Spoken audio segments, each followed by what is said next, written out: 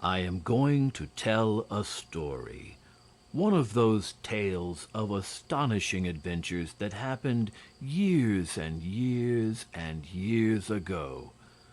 Perhaps you wonder why it is that so many stories are told of once on a time, and so few of these days in which we live. But that is easily explained. In the old days, when the world was young, there were no automobiles, nor flying machines to make one wonder. Nor were there railway trains, nor telephones, nor mechanical inventions of any sort to keep people keyed up to a high pitch of excitement. Men and women lived simply and quietly. They were nature's children, and breathed fresh air into their lungs instead of smoke and coal gas, and tramped through green meadows and deep forests instead of riding in streetcars, and went to bed when it grew dark, and rose with the sun, which is vastly different from the present custom. Having no books to read, they told their adventures to one another and to their little ones, and the stories were handed down from generation to generation and reverently believed. Those who peopled the world in the old days, having nothing but their hands to depend on, were to a certain extent helpless, and so the fairies felt sorry for them and ministered to their wants patiently and frankly, often showing themselves to those they befriended.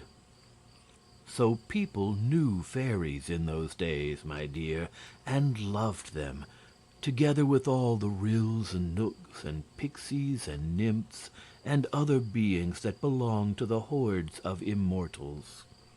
And a fairy tale was a thing to be wondered at, and spoken of in awed whispers, for no one thought of doubting its truth. Today the fairies are shy, for so many curious inventions of men have come into use that the wonders of fairyland are somewhat tame beside them, and even the boys and girls cannot be so easily interested or surprised as in the old days. So the sweet and gentle little immortals perform their tasks unseen and unknown, and live mostly in their own beautiful realms, where they are almost unthought of by our busy, bustling world.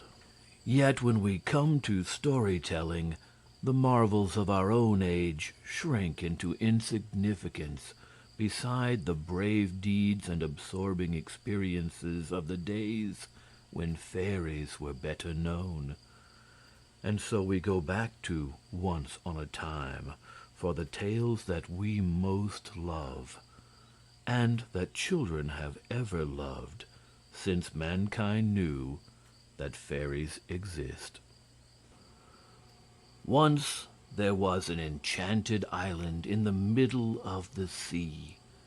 It was called the Isle of Yew, and in it were 5 important kingdoms ruled by men, and many woodland dells and forest glades and pleasant meadows and grim mountains inhabited by fairies.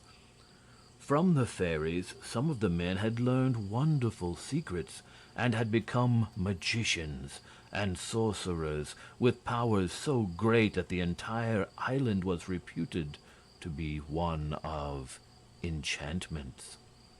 Who these men were, the common people did not always know, for while some were kings and rulers, others lived quietly hidden away in forests or mountains, and seldom or never showed themselves.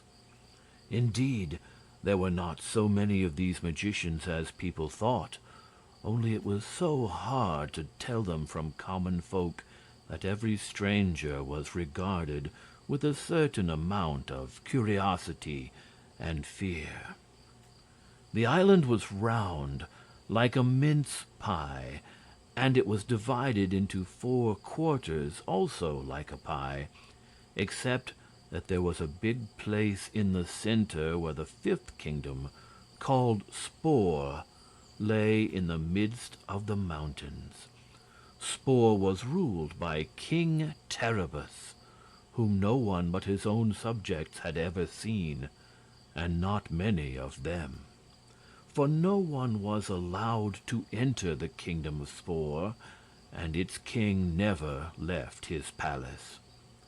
But the people of Spore had a bad habit of rushing down from their mountains and stealing the goods of the inhabitants of the other four kingdoms and carrying them home with them, without offering any apologies whatever for such horrid conduct.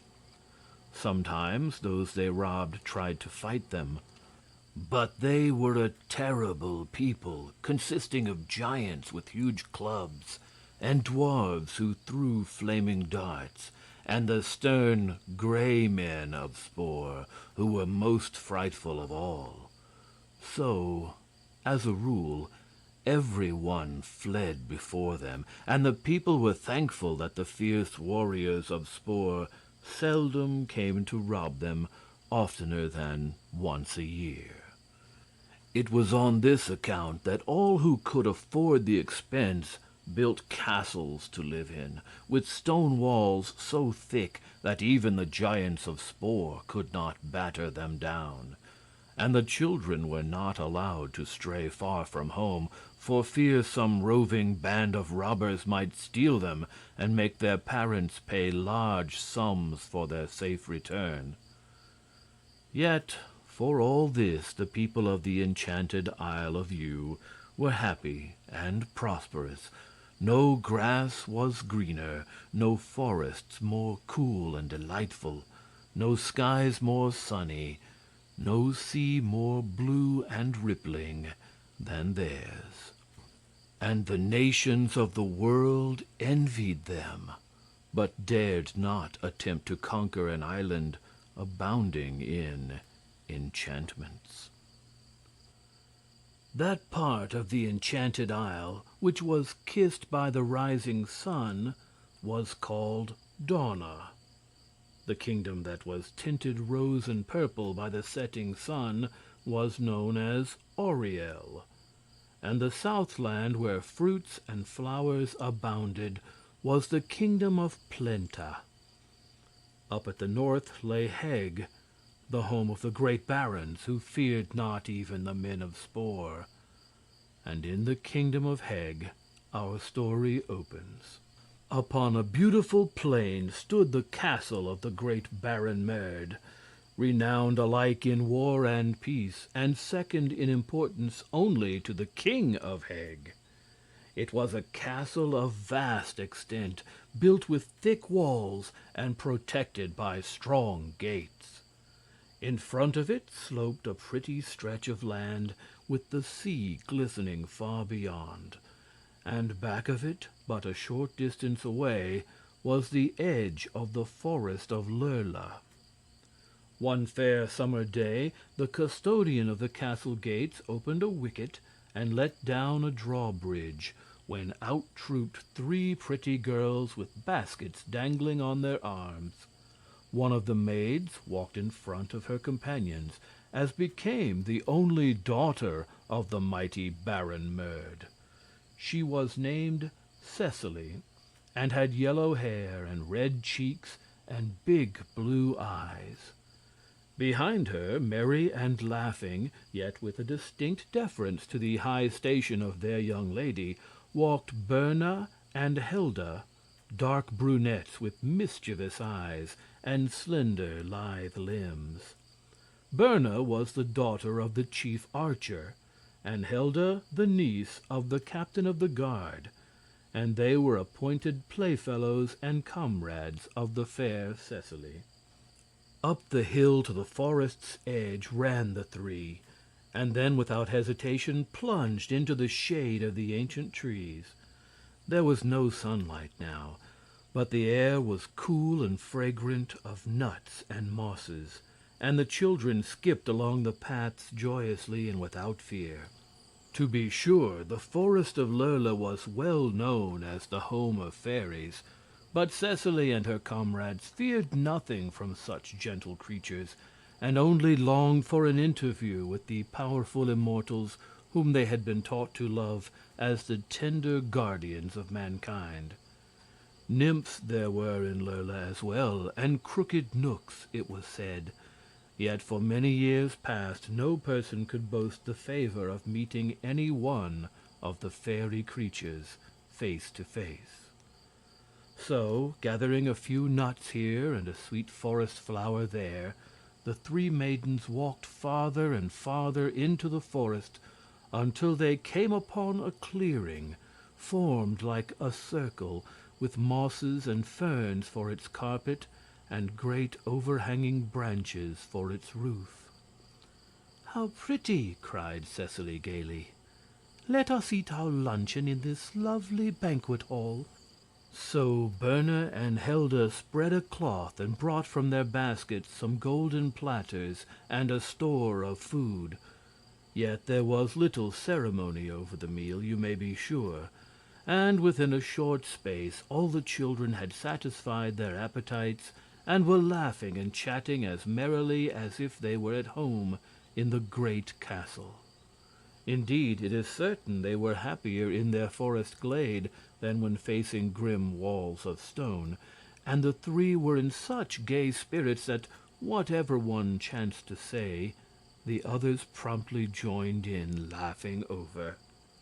Soon, however, they were startled to hear a silvery peal of laughter answering their own, and turning to see whence the sound proceeded, they found seated near them a creature so beautiful that at once the three pairs of eyes opened to their widest extent, and three hearts beat much faster than before. "Well, I must say you do stare," exclaimed the newcomer, who was clothed in soft floating robes of rose and pearl color, and whose eyes shone upon them like two stars.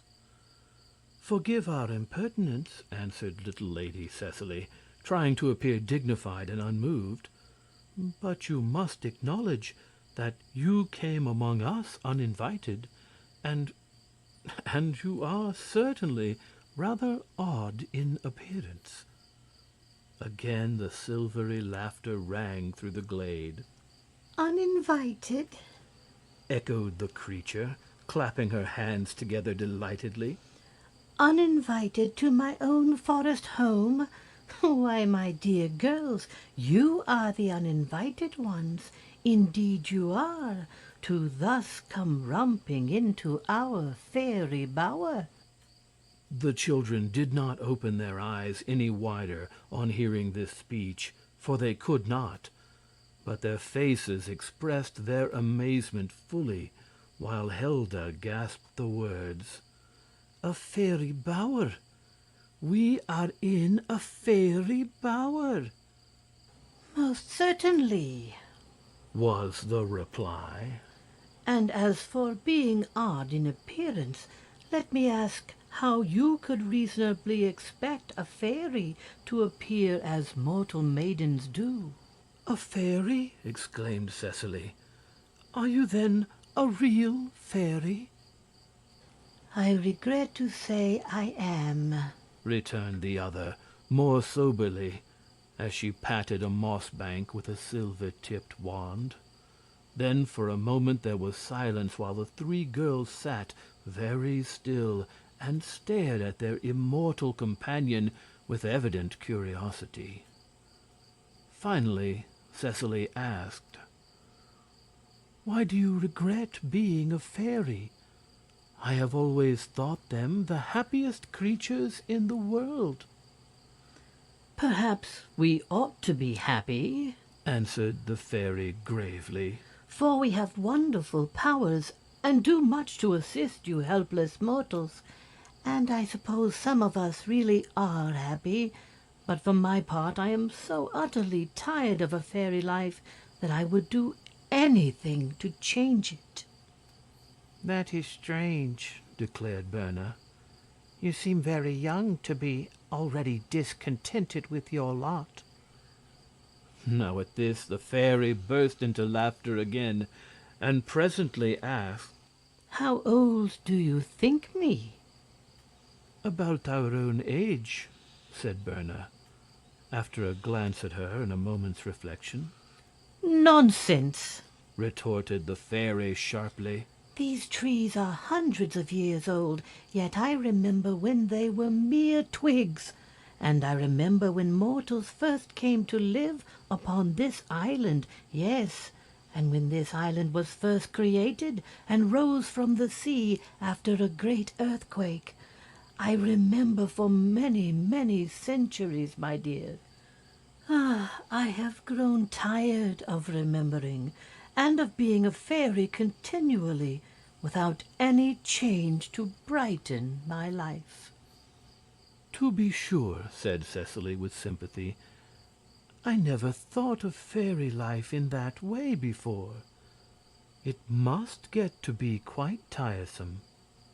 "And think of the centuries I must yet live!" exclaimed the fairy in a dismal voice. "Isn't it an awful thing to look forward to?" "It is indeed," agreed Cecily. "I'd be glad to exchange lives with you," said Helda, looking at the fairy with intense admiration. "But you can't do that," answered the little creature quickly. "Mortals can't become fairies, you know, although I believe there was once a mortal who was made immortal." "But fairies can become anything they desire," cried Berna. "Oh, no, they can't. You are mistaken if you believe that," was the reply. "I could change you into a fly or a crocodile or a bobolink if I wanted to, but fairies can't change themselves into anything else." "How strange," murmured Cecily, much impressed. "But you can," cried the fairy, jumping up and coming toward them. "You are mortals, and, by the laws that govern us, a mortal can change a fairy into anything she pleases." "Oh," said Cecily, filled with amazement at the idea. The fairy fell on her knees before the baron's daughter. "Please, please, dear Cecily," she pleaded, "change me into a mortal." It is easy to imagine the astonishment of the three girls at hearing this strange request. They gazed in a bewildered fashion upon the kneeling fairy, and were at first unable to answer one word. Then Cecily said, sadly, for she grieved to disappoint the pretty creature, "We are but mortal children, and have no powers of enchantment at all." "Ah, that is true, so far as concerns yourselves," replied the fairy eagerly. "Yet mortals may easily transform fairies into anything they wish." "If that is so, why have we never heard of this power before?" asked Cecily. "Because fairies as a rule are content with their lot and do not wish to appear in any form but their own, and knowing that evil or mischievous mortals can transform them at will, the fairies take great care to remain invisible, so they cannot be interfered with. Have you ever," she asked suddenly, "seen a fairy before?" "Never," replied Cecily. "Nor would you have seen me today, had I not known you were kind and pure-hearted, or had I not resolved to ask you to exercise your powers upon me." "I must say," remarked Helda boldly, "that you are foolish to wish to become anything different from what you are. For you are very beautiful now," added Berna admiringly. "Beautiful!" retorted the fairy with a little frown. "What does beauty amount to if one is to remain invisible?" "Not much, that is true," agreed Berna, smoothing her own dark locks. "And as for being foolish," continued the fairy, "I ought to be allowed to act foolishly if I want to, For centuries past I have not had a chance to do a single foolish thing. Poor dear, said Helda softly. Cecily had listened silently to this conversation. Now she inquired, "What do you wish to become?" A mortal, answered the fairy promptly. "A girl like ourselves?" questioned the baron's daughter.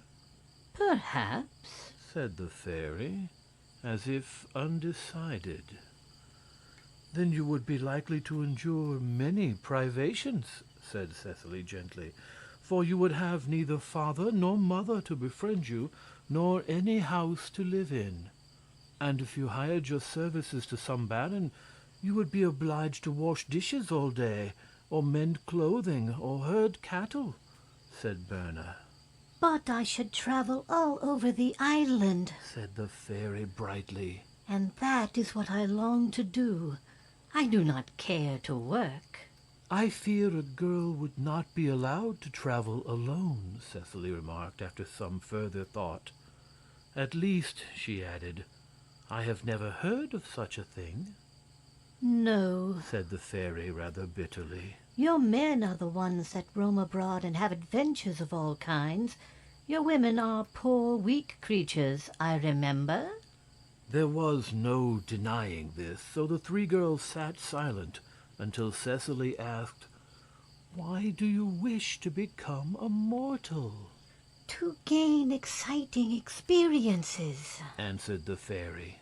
I'm tired of being a humdrum fairy, year in and year out.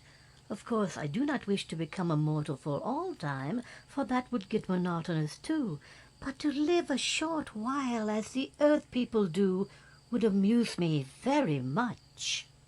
"If you want variety, you should become a boy," said Helda with a laugh. "A life of a boy is one round of excitement," Then make me a boy. exclaimed the fairy eagerly. "A boy?" they all cried in consternation, and Cecily added, "Why, you're a girl fairy, aren't you?" Well, yes, I suppose I am. answered the beautiful creature, smiling. But as you are going to change me anyway, I may as well become a boy as a girl. "Better," declared Helda, clapping her hands, "for then you can do as you please." "But would it be right?" asked Cecily with hesitation. Why not? retorted the fairy. I can see nothing wrong in being a boy.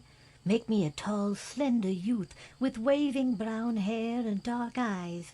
Then I shall be as unlike my own self as possible, and the adventure will be all the more interesting. Yes, I like the idea of being a boy very much indeed. "But I don't know how to transform you. Someone will have to show me the way to do it," protested Cecily, who was getting worried over the task set her.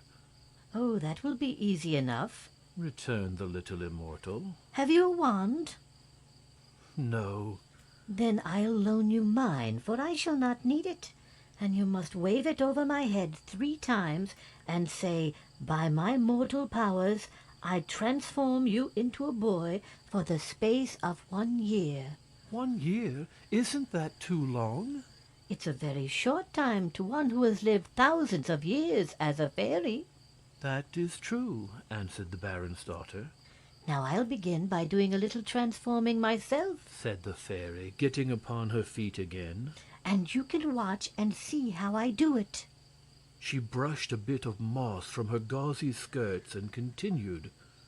If I'm to become a boy, I shall need a horse, you know.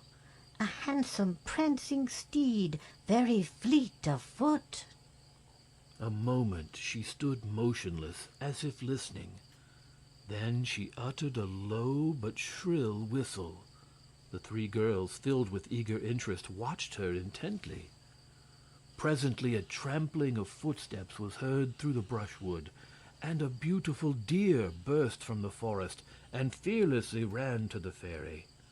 Without hesitation, she waved her wand above the deer's head and exclaimed, By all my fairy powers, I command you to become a war horse for the period of 1 year. Instantly the deer disappeared, and in its place was a handsome charger, milk-white in color, with flowing mane and tail.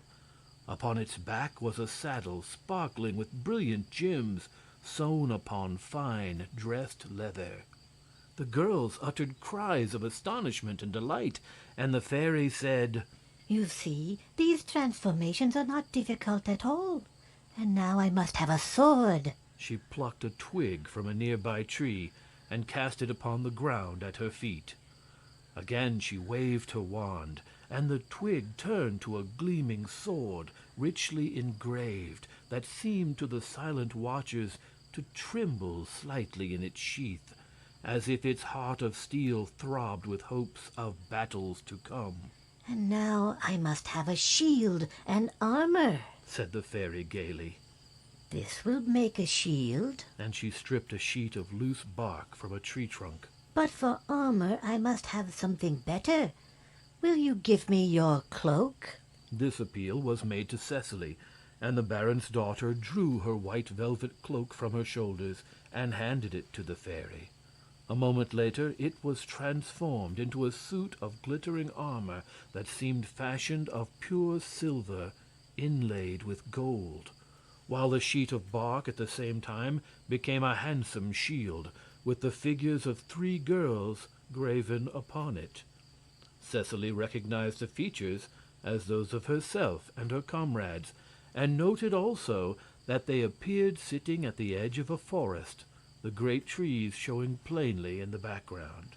I shall be your champion, you see, laughed the fairy gleefully.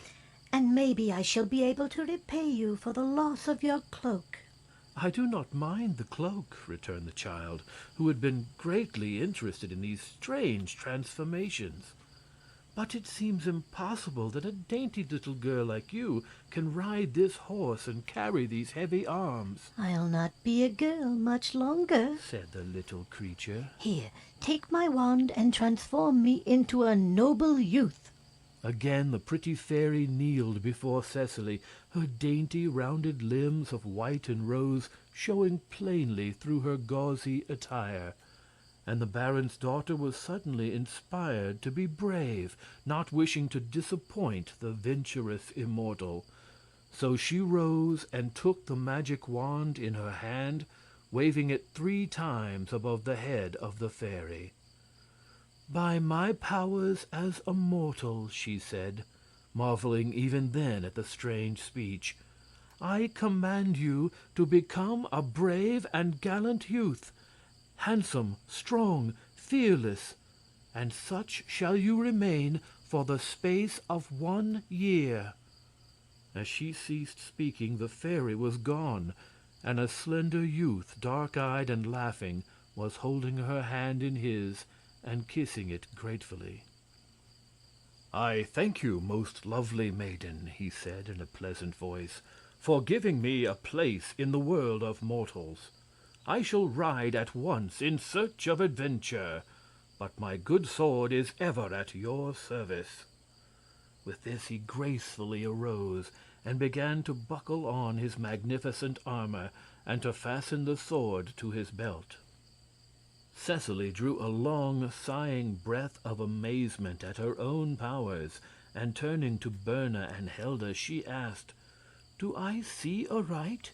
Is the little fairy really transformed to this youth? It certainly seems so, returned Helda, who, being unabashed by the marvels she had beheld, turned to gaze boldly upon the young knight. Do you still remember that a moment ago you were a fairy? She inquired. Yes, indeed, said he, smiling, and I am really a fairy now, being but changed in outward form. But no one must know this save yourselves, until the year has expired and I resume my true station. Will you promise to guard my secret?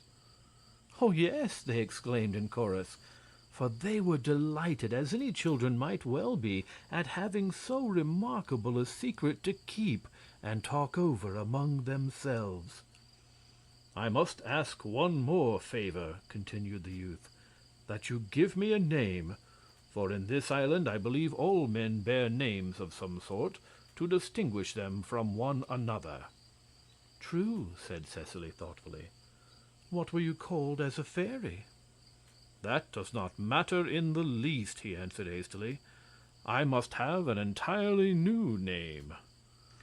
Suppose we call him the Silver Knight, suggested Berna, as she eyed his glistening armor. Oh, no, that is no name at all, declared Helda. We might better call him Baron Strongarm. I do not like that either, said the Lady Cecily, for we do not know whether his arm is strong or not. But he has been transformed in a most astonishing and bewildering manner before our very eyes, and I think the name of Prince Marvel would suit him very well. Excellent, cried the youth, picking up his richly graven shield. The name seems fitting in every way, and for a year I shall be known to all this island as Prince Marvel. Old Marshelm, the captain of the guard, was much surprised when he saw the baron's daughter and her playmates approach her father's castle, escorted by a knight in glittering armor. To be sure, it was a rather small knight, but the horse he led by the bridle was so stately and magnificent in appearance that old Marshelm, who was an excellent judge of horses, at once decided the stranger must be a personage of unusual importance. As they came nearer, the captain of the guard also observed the beauty of the little knight's armor and caught the glint of jewels set in the handle of his sword. So he called his men about him and prepared to receive the knight with the honors doubtless due his high rank. But to the captain's disappointment, the stranger showed no intention of entering the castle. On the contrary, he kissed the little Lady Cecily's hand respectfully, waved an adieu to the others, and then mounted his charger and galloped away over the plains. The drawbridge was let down to permit the three children to enter, and the great Baron Merd came himself to question his daughter. "Who was the little knight?" he asked. "His name is Prince Marvel," answered Cecily demurely. "Prince Marvel!" exclaimed the Baron. "I have never heard of him. Does he come from the kingdom of Dorna, or that of Auriel, or Plenta?" "That I do not know," said Cecily with truth. "Where did you meet him?" continued the Baron. "In the forest, my father, and he kindly escorted us home." Muttered the Baron thoughtfully. "Did he say what adventure brought him to our kingdom of Heg?" "No, father, but he mentioned being in search of adventure." "Oh, he'll find enough to busy him in this wild island, where every man he meets would rather draw his sword than eat," returned the old warrior, smiling. "How old may this Prince Marvel be?" "He looks not over 15 years of age," said Cecily, uneasy at so much questioning, for she did not wish to be forced to tell an untruth. "But it is possible he is much older," she added, beginning to get confused. Well, I am sorry he did not pay my castle a visit," declared the Baron. "He is very small and slight to be traveling this dangerous country alone, and I might have advised him as to his welfare."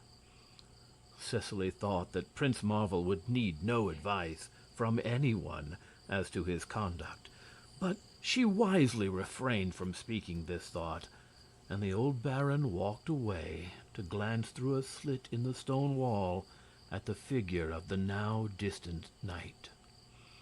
Prince Marvel was riding swiftly toward the brow of the hill, and shortly his great war horse mounted the ascent and disappeared on its farther slope.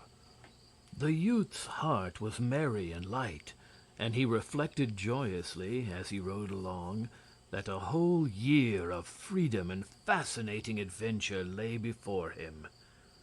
The valley in which he now found himself was very beautiful, the soft grass beneath the horses' feet being sprinkled with bright flowers, while clumps of trees stood here and there to break the monotony of the landscape. For an hour the prince rode along, rejoicing in the free motion of his horse and breathing in the perfume-laden air.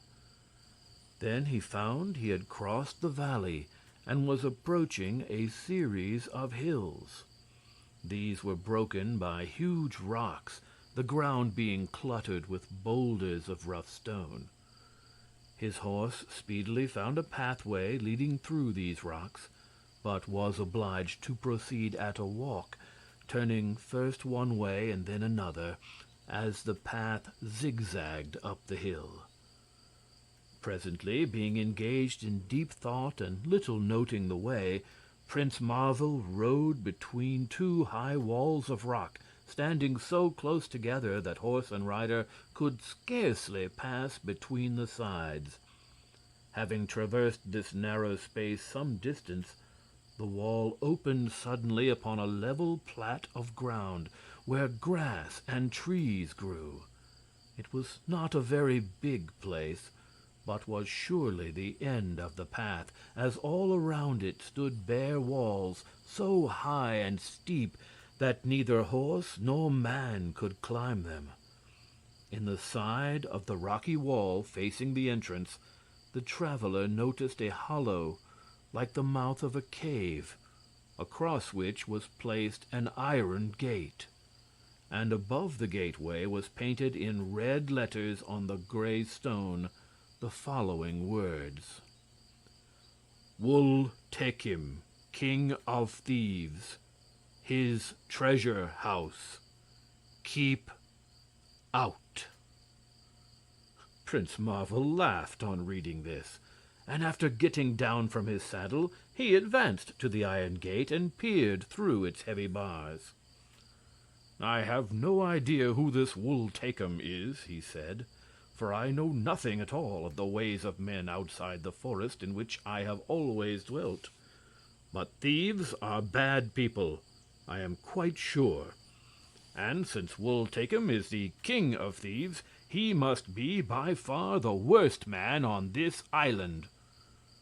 Then he saw through the bars of the gate that a great cavern lay beyond, in which were stacked treasures of all sorts, rich cloths, golden dishes and ornaments, gemmed coronets and bracelets, cleverly forged armor, shields and battle-axes.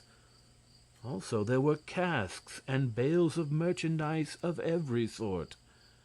The gate appeared to have no lock, so Prince Marvel opened it and walked in. Then he perceived, perched on the very top of a pyramid of casks, the form of a boy, who sat very still and watched him with a look of astonishment on his face. "What are you doing up there?" asked the prince. "Nothing," said the boy. "If I moved the least little bit, this pile of casks would topple over, and I should be thrown to the ground." "Well," returned the prince, "what of it?"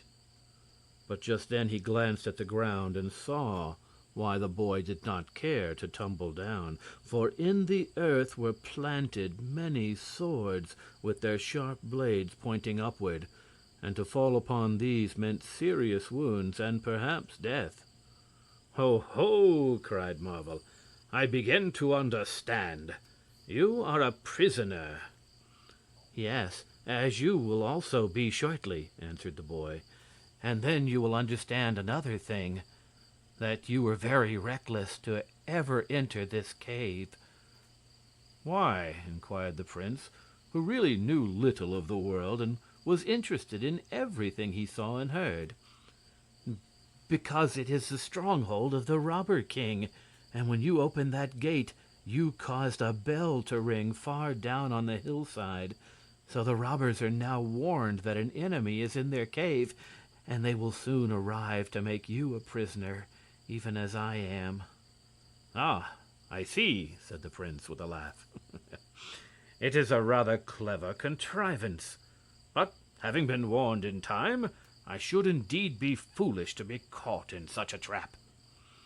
With this he half drew his sword, but thinking that robbers were not worthy to be slain with its untarnished steel, he pushed it back into the jeweled scabbard and looked around for another weapon. A stout oaken staff lay upon the ground, and this he caught up and ran with it from the cave, placing himself just beside the narrow opening that led into this rock-encompassed plain.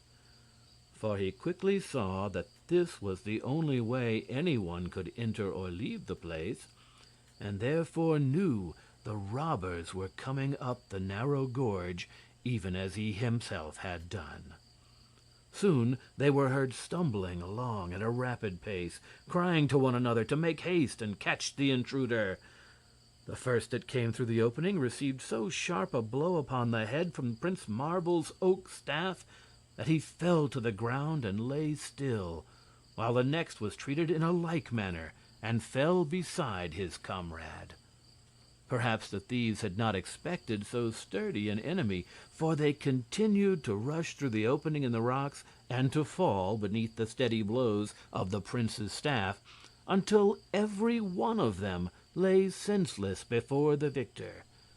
At first they had piled themselves upon one another very neatly, but the pile got so high at last that the prince was obliged to assist the last thieves to leap to the top of the heap before they completely lost their senses.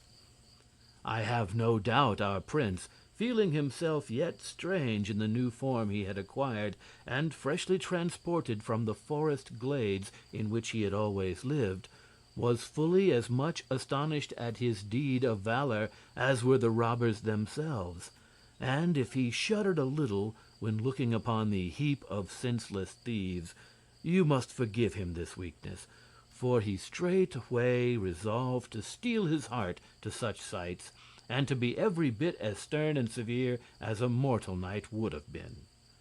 Throwing down his staff, he ran to the cave again, and stepping between the sword points, he approached the pile of casks and held out his arms to the boy who was perched upon the top. "The thieves are conquered!" he cried. "Jump down!" "I won't," said the boy.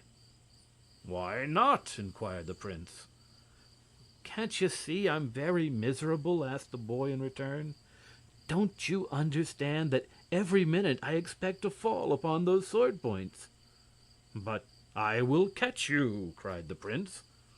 "I don't want you to catch me," said the boy. "I want to be miserable. It's the first chance I've ever had, and I'm enjoying my misery very much." This speech so astonished Prince Marvel that for a moment he stood motionless.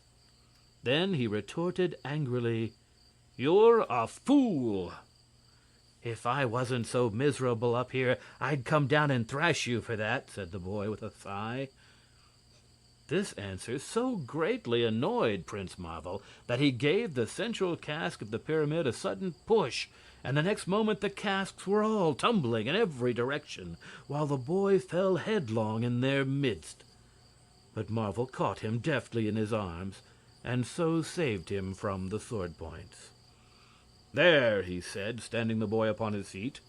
"Now you are released from your misery." "And I should be glad to punish you for your interference," declared the boy, gloomily eyeing his preserver, "had you not saved my life by catching me.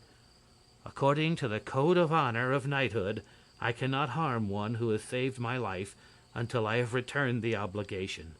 Therefore, for the present, I shall pardon your insulting speeches and actions." "But you have also saved my life," answered Prince Marvel.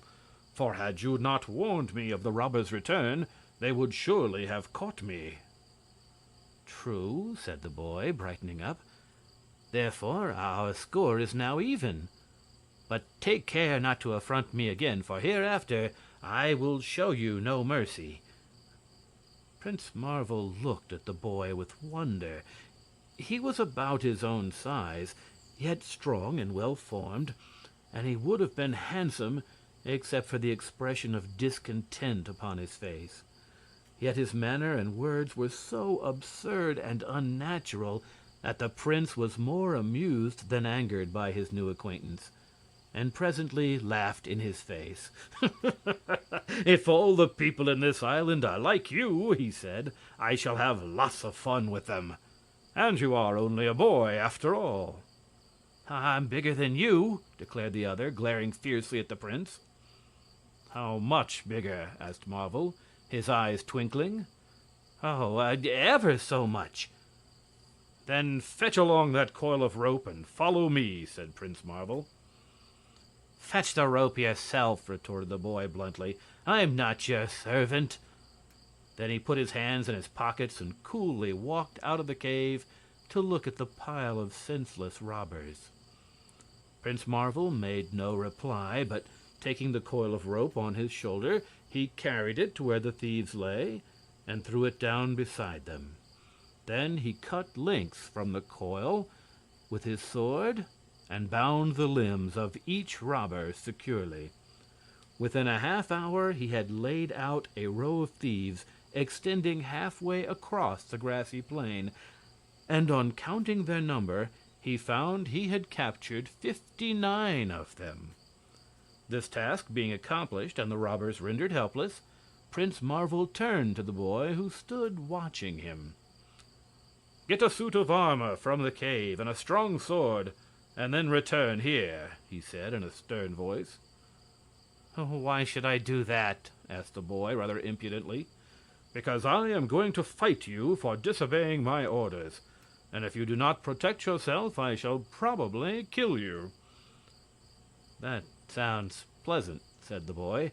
"But if you should prove my superior in skill, I beg you will not kill me at once, but let me die a lingering death."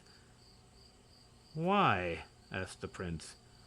"Because I shall suffer more, and that will be delightful." "I am not anxious to kill you nor to make you suffer," said Marvel. "All that I ask is that you acknowledge me your master."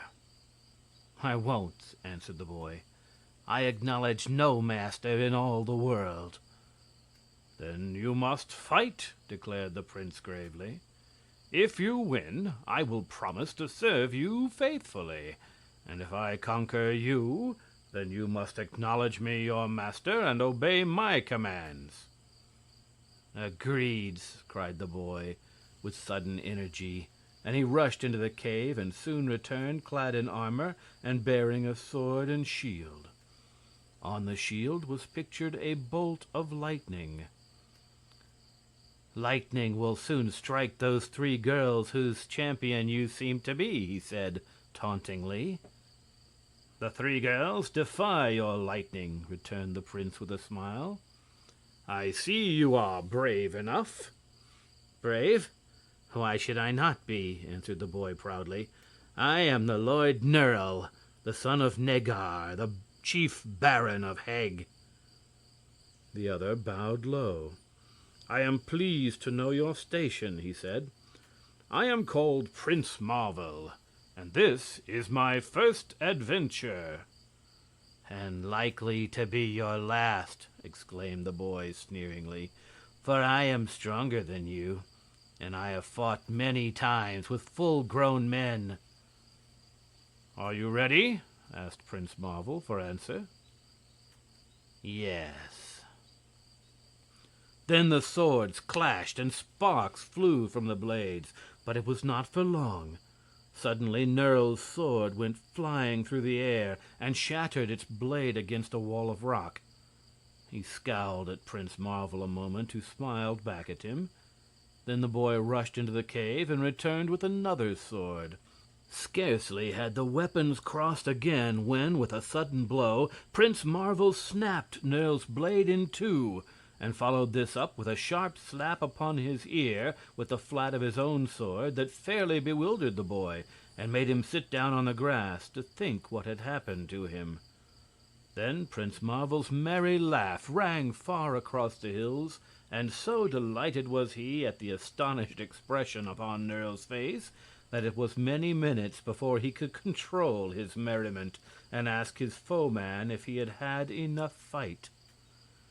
"I suppose I have," replied the boy, rubbing his ear tenderly. "That blow stings most deliciously, but it is a hard thought that the son of Baron Negar should serve Prince Marvel." "Do not worry about that," said the prince, "for I assure you my rank is so far above your own that it is no degradation for any son of Negar to serve me. But come, we must dispose of these thieves. What is the proper fate for such men?" "They are always hanged," answered Nerle, getting upon his feet. "Well, there are trees handy," remarked the prince, although his girlish heart insisted on making him shiver in spite of his resolve to be manly and stern. "Let us get to work and hang them as soon as possible, and then we can proceed upon our journey." Nerle now willingly lent his assistance to his new master, and soon they had placed a rope around the neck of each thief and were ready to dangle them all from the limbs of the trees. But at this juncture the thieves began to regain consciousness, and now Wul Takim, the big red-bearded king of the thieves, sat up and asked, "Who is our conqueror?" "Prince Marvel," answered Nerle. "And what army assisted him?" inquired Wul Takim, curiously gazing upon the prince. "He conquered you alone and single-handed," said Nerle. Hearing this, the big king began to weep bitterly, and the teardrops ran down his face in such a stream that Prince Marvel ordered Nerle to wipe them away with his handkerchief, as the thief's hands were tied behind his back. "To think," sobbed Wul Takim miserably, "only to think that after all my terrible deeds and untold wickedness, I have been captured by a mere boy. Oh, it is a terrible disgrace." "You will not have to bear it long," said the prince soothingly. "I am going to hang you in a few minutes." "Thanks. Thank you very much," answered the king, ceasing to weep. "I have always expected to be hanged some day, and I am glad no one but you two boys will witness me when my feet begin kicking about." "I shall not kick," declared another of the thieves, who had also regained his senses. "I shall sing while I am being hanged." "But you cannot, my good Gunda," protested the king, "for the rope will cut off your breath, and no man can sing without breath." "Then I shall whistle," said Gunda composedly. The king cast at him a look of reproach, and turning to Prince Marvel, he said, "It will be a great task to string up so many thieves. You look tired. Permit me to assist you to hang the others, and then I will climb into a tree and hang myself from a strong branch with as little bother as possible." "Oh, I won't think of troubling you," exclaimed Marvel with a laugh. "Having conquered you alone, I feel it my duty to hang you without assistance, save that of my esquire." "Oh, it's no trouble, I assure you. But suit your own convenience," said the thief carelessly. Then he cast his eye toward the cave and asked, "What will you do with all our treasure?" "Give it to the poor," said Prince Marvel promptly. "What poor?" "Oh, the poorest people I can find." "Will you permit me to advise you in this matter?" asked the King of Thieves politely. "Yes, indeed, for I am a stranger in this land," returned the prince. "Well, I know a lot of people who are so poor that they have no possessions whatever, neither food to eat, houses to live in, nor any clothing but that which covers their bodies. They can call no man friend, nor will any lift a hand to help them. Indeed, good sir, I verily believe they will soon perish miserably unless you come to their assistance." "Poor creatures!" exclaimed Prince Marvel, with ready sympathy. "Tell me who they are, and I will divide amongst them all your ill-gotten gains." "They are ourselves," replied the King of Thieves with a sigh. Marvel looked at him in amazement, and then burst into joyous laughter. "Yourselves?" he cried, greatly amused.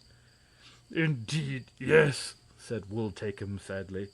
"There are no poorer people in all the world, for we have ropes about our necks and are soon to be hanged. Tomorrow we shall not have even our flesh left, for the crows will pick our bones." "That is true," remarked Marvel thoughtfully. "But if I restore to you the treasure, how will it benefit you, since you are about to die?" "Must you really hang us?" asked the thief. "Yes, I have decreed it, and you deserve your fate." "Why?" "Because you have wickedly taken from helpless people their property, and committed many other crimes besides." "But I have reformed. We have all reformed, have we not, brothers?" "We have," answered the other thieves, who, having regained their senses, were listening to this conversation with much interest. "And if you will return to us our treasure, we will promise never to steal again, but to remain honest men and enjoy our wealth in peace," promised the king. "Honest men could not enjoy treasures they have stolen," said Prince Marvel. "True, but this treasure is now yours, having been won by you in fair battle. And if you present it to us, it will no longer be stolen treasure, but a generous gift from a mighty prince, which we may enjoy with clear consciences." "Yet there remains the fact that I have promised to hang you," suggested Prince Marvel with a smile, for the king amused him greatly. "Not at all, not at all!" cried King Wooltakem. "You promised to hang 59 thieves, and there is no doubt the 59 thieves deserved to be hung. But consider, we have all reformed our ways and become honest men, so it would be a sad and unkindly act to hang 59 honest men." "What think you, Nerle?" asked the prince, turning to his esquire. "Why, the rogue seems to speak truth," said Nerle, scratching his head with a puzzled air. "Yet, if he speaks truth, there is little difference between a rogue and an honest man. Ask him, my master, what caused them all to reform so suddenly?" "Because we were about to die, and we thought it a good way to save our lives," replied the robber king. "That's an honest answer, anyway," said Nerle. "Perhaps, sir, they really have reformed." "And if so, I will not have the death of 59 honest men on my conscience," declared the prince. Then he turned to Wooltakem and added, "I will release you and give you the treasure, as you request.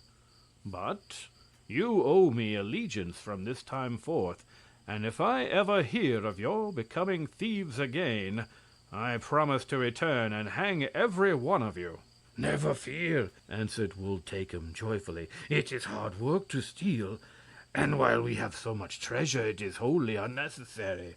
Moreover, having accepted from you our lives and our fortunes, we shall hereafter be your devoted servants, and whenever you need our services, you have but to call upon us, and we will support you loyally and gladly." "I accept your service," answered the prince graciously. And then he unbound the 59 honest men and took the ropes from their necks. As nightfall was fast approaching, the new servants set to work to prepare a great feast in honor of their master.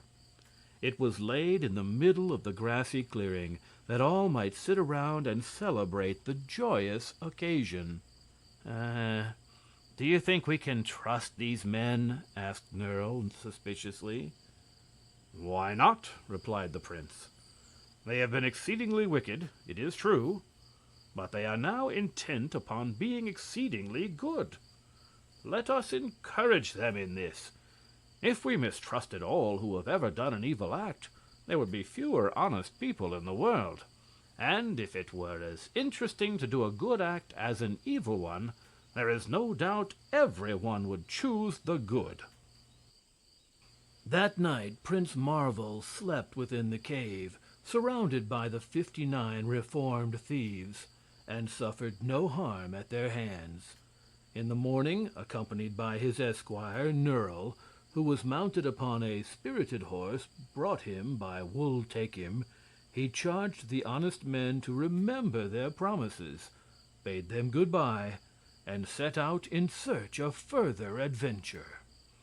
As they left the clearing by the narrow passage that led between the overhanging rocks, the prince looked back and saw that the sign above the gate of the cave, which had told of the thieves' treasure house, had been changed.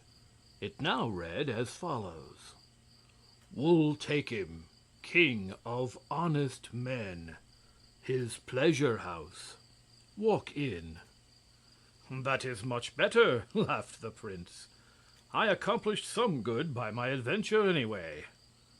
Nerle did not reply. He seemed especially quiet and thoughtful as he rode by his master's side. And after they had traveled some distance in silence, Prince Marvel said, Tell me how you came to be in the Cave of Thieves, and perched upon the casks where I found you. It is a sad story, returned Nerle with a sigh. But since you request me to tell it, the tale may serve to relieve the tedium of your journey. My father is a mighty baron, very wealthy, and with a heart so kind that he has ever taken pleasure in thrusting on me whatever gift he could think of. I had not a single desire unsatisfied, for before I could wish for anything, it was given to me. My mother was much like my father. She and her women were always making jams, jellies, candies, cakes, and the like for me to eat, so I never knew the pleasure of hunger. My clothes were the gayest satins and velvets, richly made and sewn with gold and silver braid, so it was impossible to wish for more in the way of apparel. They let me study my lessons whenever I felt like it, and go fishing or hunting as I pleased, so I could not complain that I was unable to do just as I wanted to. All the servants obeyed my slightest wish. If I wanted to sit up late at night, no one objected. If I wished to lie in bed until noon, they kept the house quiet so as not to disturb me. This condition of affairs, as you may imagine, grew more and more tedious and exasperating the older I became. Try as I might, I could find nothing to complain of. I once saw the son of one of our servants receive a flogging, and my heart grew light. I immediately begged my father to flog me, by way of variety, and he, who could refuse me nothing, at once consented.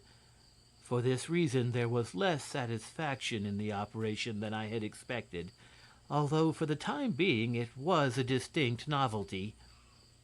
Now, no one could expect a high-spirited boy to put up with such a life as mine. With nothing to desire and no chance of doing anything that would annoy my parents, my days were dreary indeed. He paused to wipe the tears from his eyes, and the prince murmured sympathetically, "Poor boy, poor boy." "Ah, you may well say that," continued Nerle. But one day a stranger came to my father's castle with tales of many troubles he had met with. He had been lost in a forest and nearly starved to death. He had been robbed and beaten and left wounded and sore by the wayside. He had begged from door to door and been refused food or assistance. In short, his story was so delightful that it made me envy him, and I yearned to suffer as he had done. When I could speak with him alone, I said, "Pray, tell me how I can manage to acquire the misfortunes you have undergone. Here I have everything that I desire, and it makes me very unhappy." The stranger laughed at me at first, and I found some pleasure in the humiliation I then felt. But it did not last long, for presently he grew sober and advised me to run away from home and seek adventure. "Once away from your father's castle," said he, "troubles will fall upon you thick enough to satisfy even your longings." "That is what I am afraid of," I answered. "I don't want to be satisfied, even with troubles. What I seek is unsatisfied longings." "Nevertheless," said he, "I advise you to travel. Everything will probably go wrong with you, and then you will be happy." I acted upon the stranger's advice and ran away from home the next day. After journeying a long time, I commenced to feel the pangs of hunger, and was just beginning to enjoy myself when a knight rode by and gave me a supply of food. At this rebuff, I could not restrain my tears, but while I wept, my horse stumbled and threw me over his head. I hoped at first I had broken my neck, and was just congratulating myself upon the misfortune, when a witch woman came along and rubbed some ointment upon my bruises, in spite of my protests. To my great grief, the pain left me, and I was soon well again. But as a slight compensation for my disappointment, my horse had run away, so I began my journey anew and on foot. That afternoon, I stepped into a nest of wasps, but the thoughtless creatures flew away without stinging me. Then I met a fierce tiger, and my heart grew light and gay. "Surely this will cause me suffering," I cried, and advanced swiftly upon the brute. But the cowardly tiger turned tail and ran to hide in the bushes, leaving me unhurt. Of course, my many disappointments were some consolation, but not much. That night I slept on the bare ground and hoped I should catch a severe cold, but no such joy was to be mine. Yet the next afternoon I experienced my first pleasure. The thieves caught me, stripped off all my fine clothes and jewels, and beat me well. Then they carried me to their cave, dressed me in rags, and perched me on the top of the casks, where the slightest movement on my part would send me tumbling among the sword points. Oh, this was really delightful, and I was quite happy until you came and released me. I thought then that I might gain some pleasure by provoking you to anger, and our fight was the result. Oh, that blow on the ear was exquisite, and by forcing me to become your servant, you have made me, for the first time in my life, almost contented. For I hope in your company to experience a great many griefs and disappointments." As Nerle concluded his story, Prince Marvel turned to him and grasped his hand. "Accept my sympathy," said he. "I know exactly how you feel, for my own life during the past few centuries has not been much different." "The past few centuries?" gasped Nerle. "What do you mean?" At this the prince blushed, seeing he had nearly disclosed his secret. But he said quickly, Does it not seem centuries when one is unhappy? "It does indeed," responded Nerle earnestly. "But please, tell me your story." Not now, said Prince Marvel with a smile. It will please you to desire in vain to hear a tale I will not tell. Yet I promise that on the day we part company, I shall inform you who I am.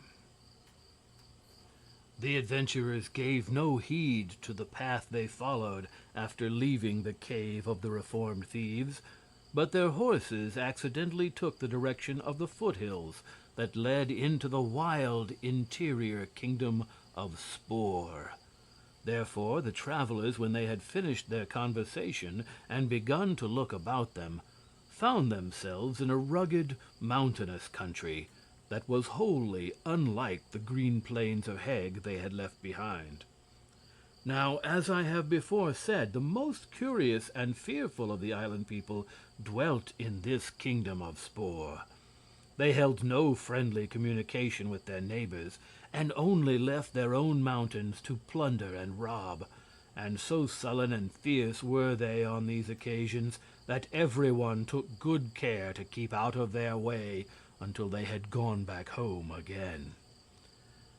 There was much gossip about the unknown king of Spore, who had never yet been seen by anyone except his subjects, and some thought he must be one of the huge giants of Spore, and others claimed that he was a dwarf, like his tiny but ferocious dart-slingers, and still others imagined him one of the barbarian tribe, or a fellow to the terrible Gray Men. But of course no one knew positively, and all these guesses were very wide of the mark. The only certainty about this king was that his giants, dwarfs, barbarians, and Gray Men meekly acknowledged his rule and obeyed his slightest wish. For though they might be terrible to others, their king was still more terrible to them. Into this kingdom of Spore, Prince Marvel and Nerle had now penetrated, and, neither knowing nor caring where they were, continued along the faintly defined paths the horses had found.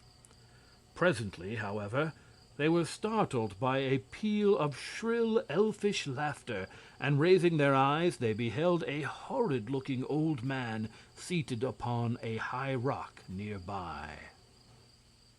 Why do you laugh? Asked Prince Marvel, stopping his horse. "Have you been invited? Tell me, have you been invited?" demanded the old man, chuckling to himself as if much amused. Invited where? Inquired the prince. "To Spore, stupid! To the kingdom of Spore! To the land of King Terribus!" shrieked the old man, going into violent peals of laughter. "We go and come as we please," answered Prince Marvel calmly. "Go, yes, go if you will, but you will never come back. Never, never, never!" The little old man seemed to consider this such a good joke that he bent nearly double with laughing, and so lost his balance and toppled off the rock, disappearing from their view. But they could hear him laugh long after they had passed on and left him far behind them. "A strange creature!" exclaimed the prince thoughtfully. "But perhaps he speaks truth," answered Nerle. "If, in fact, we have been rash enough to enter the kingdom of Spore, even my father, the bravest baron in Heg, has never dared venture within the borders of Spore. For all men fear its mysterious king." "In that case," replied Prince Marvel, "it is time someone investigated this strange kingdom. People have left King Terribus and his wild subjects too much to themselves, instead of stirring them up and making them behave themselves." Nerle smiled at this speech. "They are the fiercest people on the Enchanted Island," said he, and there are thousands upon thousands who obey this unknown king. But if you think we dare defy them, I am willing to go on. Perhaps our boldness will lead them into torturing me or starving me to death. Oh, and at the very least, I ought to find much trouble and privation in the kingdom of Spore." "Time will determine that," said the prince cheerfully. They had now ridden into a narrow defile of the mountains, the pathway being lined with great fragments of rock. Happening to look over his shoulder, Prince Marvel saw that, as they passed these rocks, a man stepped from behind each fragment and followed after them, their numbers thus constantly increasing until hundreds were silently treading in the wake of the travelers. These men were very peculiar in appearance, their skins being as gray as the rocks themselves, while their only clothing consisted of gray cloth tunics belted around the waists with bands of gray foxhide. They bore no weapons, except that each was armed with a fork, having 3 sharp tines 6 inches in length, which the gray men carried stuck through their foxhide belts. Nerle also looked back and saw the silent throng following them, and the sight sent such a cold shiver creeping up his spine that he smiled with pleasure. There was no way to avoid the gray men, for the path was so narrow that the horsemen could not turn aside. But Prince Marvel was not disturbed, and seemed not to mind being followed, so long as no one hindered his advance. He rode steadily on, Nerle following, and after climbing upward for a long way, the path began to descend, presently leading them into a valley of wide extent, in the center of which stood an immense castle with tall domes that glittered as if covered with pure gold. A broad roadway paved with white marble reached from the mountain pass to the entrance of this castle, and on each side of this roadway stood lines of monstrous giants, armed with huge axes thrust into their belts and thick oak clubs studded with silver spikes, which were carried over their left shoulders. The assembled giants were as silent as the gray men, and stood motionless while Prince Marvel and Nerle rode slowly up the marble roadway. But all their brows were scowling terribly, and their eyes were red and glaring, as if they were balls of fire. "I begin to feel very pleasant," said Nerle, "for surely we shall not get away from these folks without a vast deal of trouble. They do not seem to oppose our advance, but it is plain they will not allow us any chance of retreat." "We do not wish to retreat," declared the prince. Nerle cast another glance behind and saw that the gray men had halted at the edge of the valley, while the giants were closing up as soon as the horses passed them, and now marched in close file in their rear. "It strikes me," he muttered softly, "that this is like to prove our last adventure." But although Prince Marvel might have heard the words, he made no reply, being evidently engaged in deep thought. As they drew nearer the castle, it towered above them like a veritable mountain, so big and high was it, and the walls cast deep shadows far around, as if twilight had fallen. They heard the loud blare of a trumpet sounding far up on the battlements.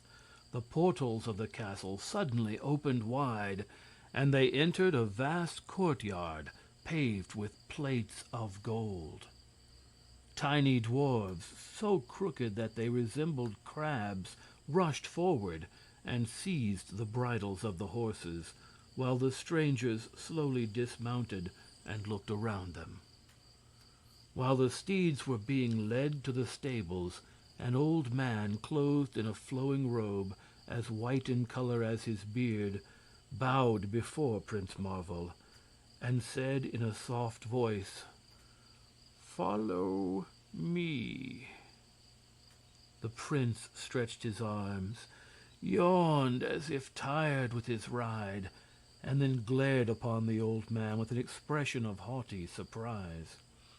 "I follow no one," said he, proudly. "I am Prince Marvel, sirrah, and if the owner of this castle wishes to see me, I shall receive him here, as befits my rank and station." The man looked surprised, but only bowed lower than before. "It is the king's command," he answered. "The king?" "Yes. You are in the castle of King Terribus, the lord and ruler of Spore." "That is different," remarked the prince lightly. "Still, I will follow no man. Point out the way, and I will go to meet his majesty." The old man extended a lean and trembling finger toward an archway. Prince Marvel strode forward, followed by Nerle, and passing under the arch, he threw open a door at the far end and boldly entered the throne room of King Terribus. The room was round, with a dome at the top. The bare walls were of gray stone, with square open windows set full 20 feet from the floor. Rough gray stone also composed the floor, and in the center of the room stood one great rock, with a seat hollowed in its middle. This was the throne, and round about it stood a swarm of men and women dressed in rich satins, velvets, and brocades, brilliantly ornamented with gold and precious stones. The men were of many shapes and sizes, giants and dwarves being among them. The women all seemed young and beautiful. Prince Marvel cast but a passing glance at this assemblage, for his eye quickly sought the rude throne on which was seated King Terribus. The personal appearance of this monster was doubtless the most hideous known in that age of the world. His head was large and shaped like an egg. It was bright scarlet in color, and no hair whatever grew upon it. It had 3 eyes, one in the center of his face, one on the top of his head, and one in the back. Thus he was always able to see in every direction at the same time. His nose was shaped like an elephant's trunk, and swayed constantly from side to side. His mouth was very wide, and had no lips at all, 2 rows of sharp and white teeth being always plainly visible beneath the swaying nose. King Terribus, although surrounded by so splendid a court, wore a simple robe of gray cloth, with no ornament or other finery, and his strange and fearful appearance was strongly contrasted with the glittering raiment of his courtiers and the beauty of his ladies-in-waiting. When Prince Marvel, with Nerle marching close behind, entered the great room, Terribus looked at him sharply a moment, and then bowed. And when he bowed, the eye upon the top of his head also looked sharply at the intruders. Then the king spoke, his voice sounding so sweet and agreeable that it almost shocked Nerle, who had expected to hear a roar like that from a wild beast. "Why are you here?" asked Terribus. "Partly by chance and partly from curiosity," answered Prince Marvel. "No one in this island except your own people had ever seen the king of Spore. So, finding myself in your country, I decided to come here and have a look at you." The faces of the people who stood about the throne wore frightened looks at the unheard-of boldness of this speech to their terrible monarch. But the king merely nodded and inquired, "Since you have seen me, what do you think of me?" I am sorry you asked that question, returned the prince, for I must confess you are a very frightful-looking creature, and not at all agreeable to gaze upon. You are honest as well as frank, exclaimed the king. But that is the reason I do not leave my kingdom, as you will readily understand. And that is the reason I never permit strangers to come here under penalty of death. So long as no one knows the King of Spore is a monster, people will not gossip about my looks. And I am very sensitive regarding my personal appearance. You will perhaps understand that if I could have chosen, I should have been born beautiful instead of ugly. I certainly understand that, and permit me to say I wish you were beautiful. I shall probably dream of you for many nights, added the prince. Not for many, said King Terribus quietly. By coming here, you have chosen death, and the dead do not dream. Why should I die? Inquired Prince Marvel curiously. Because you have seen me. Should I allow you to go away, you would tell the world about my ugly face. I do not like to kill you, believe me, but you must pay the penalty of your rashness. You and the man behind you. Nerle smiled at this, but whether from pride at being called a man or in pleasurable anticipation of the sufferings to come, I leave you to guess. Will you allow me to object to being killed? Asked the prince. Certainly, answered the king courteously. I expect you to object. It is natural. But it will do you no good. Then Terribus turned to an attendant and commanded, Send hither the Fool Killer. At this, Prince Marvel laughed outright. The Fool Killer? He cried. Surely your majesty does me little credit. Am I, then, a fool? You entered my kingdom uninvited, retorted the king. And you tell me to my face I am ugly. Moreover, you laugh when I condemn you to death. From this, I conclude the Fool Killer is the proper one to execute you. Behold! Marvel turned quickly to find a tall, stalwart man standing behind him. His features were strong but very grave, and the prince caught a look of compassion in his eye as their gaze met. His skin was fair and without blemish. A robe of silver cloth fell from his shoulders, and in his right hand he bore a gleaming sword. Well met, cried Marvel heartily, as he bowed to the Fool Killer. I have often heard your name mentioned, but 'tis said in the world that you are a laggard in your duty. Had I my way, answered the Fool Killer, my blade would always drip. It is my master yonder who thwarts my duty, and he nodded toward King Terribus. Then you should exercise your right on him and cleave the ugly head from his shoulders, declared the prince. Nay, unless I interfered with the Fool Killer, said the king, I should soon have no subjects left to rule. For at one time or another they all deserve the blade. Why, that must be true enough, replied Prince Marvel. But I think, under such circumstances, your Fool Killer is a needless servant, so I will rid you of him in a few moments. With that he whipped out his sword and stood calmly confronting the Fool Killer, whose grave face never changed in expression as he advanced menacingly upon his intended victim.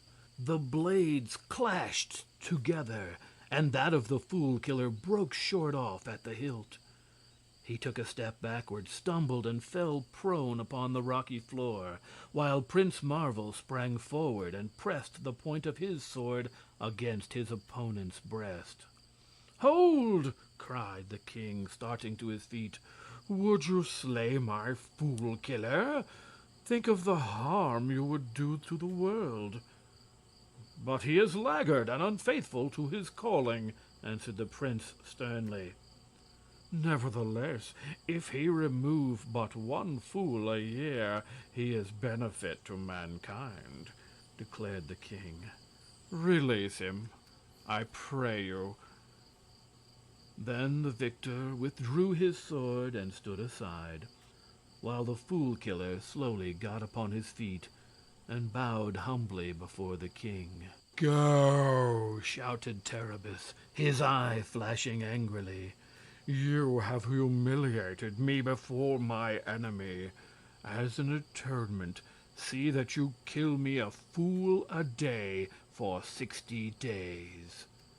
Hearing this command, many of the people about the throne began to tremble, but the king paid no attention to their fears, and the fool killer bowed again before his master and withdrew from the chamber.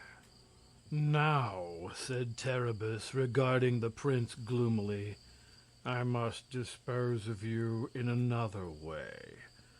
For a moment he dropped his scarlet head in thought. Then he turned fiercely upon his attendants. "Let the wrestler come forward," he shouted, as loudly as his mild voice would carry.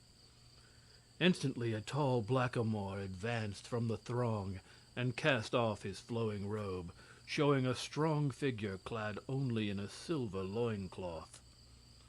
"Crack me this fellow's bones," commanded Terribus. "I beg your majesty will not compel me to touch him," said Prince Marvel with a slight shudder, "for his skin is greasy and will soil my hands. Here, Nerle," he continued, turning to his esquire, "dispose of this black man and save me the trouble." Nerle laughed pleasantly. The black was a powerfully built man, and compared with Nerle and the prince, who had but the stature of boys, he towered like a very giant in size. Nevertheless, Nerle did not hesitate to spring upon the wrestler, who with a quick movement sent the boy crashing against the stone pavement. Nerle was much bruised by the fall, and as he painfully raised himself to his feet a great lump was swelling behind his left ear, where his head had struck the floor, and he was so dizzy that the room seemed swimming around him in a circle. But he gave a happy little laugh and said to the prince gratefully, "Thank you very much, my master. The fall is hurting me delightfully. I almost feel as if I could cry, and that would be joy indeed."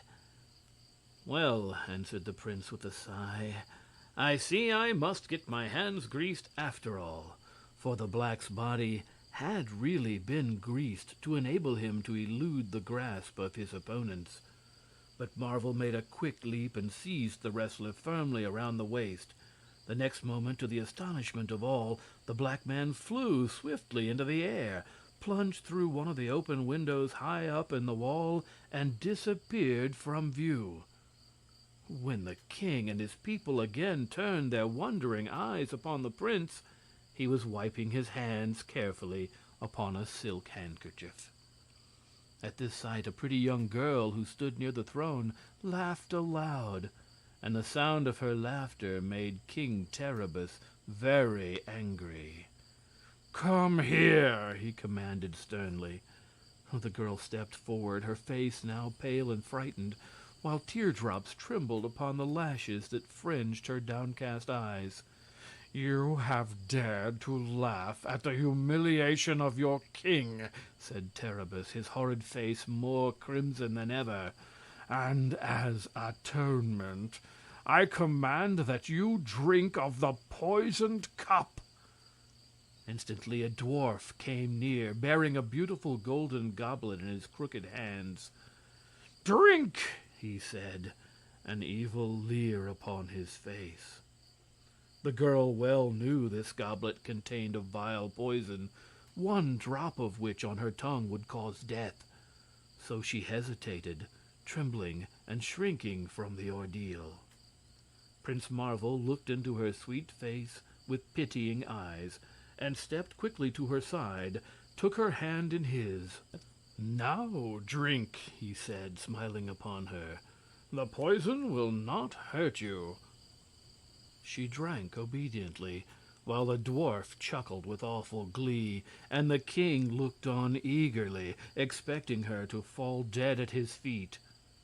But instead the girl stood upright and pressed Marvel's hand, looking gratefully into his face.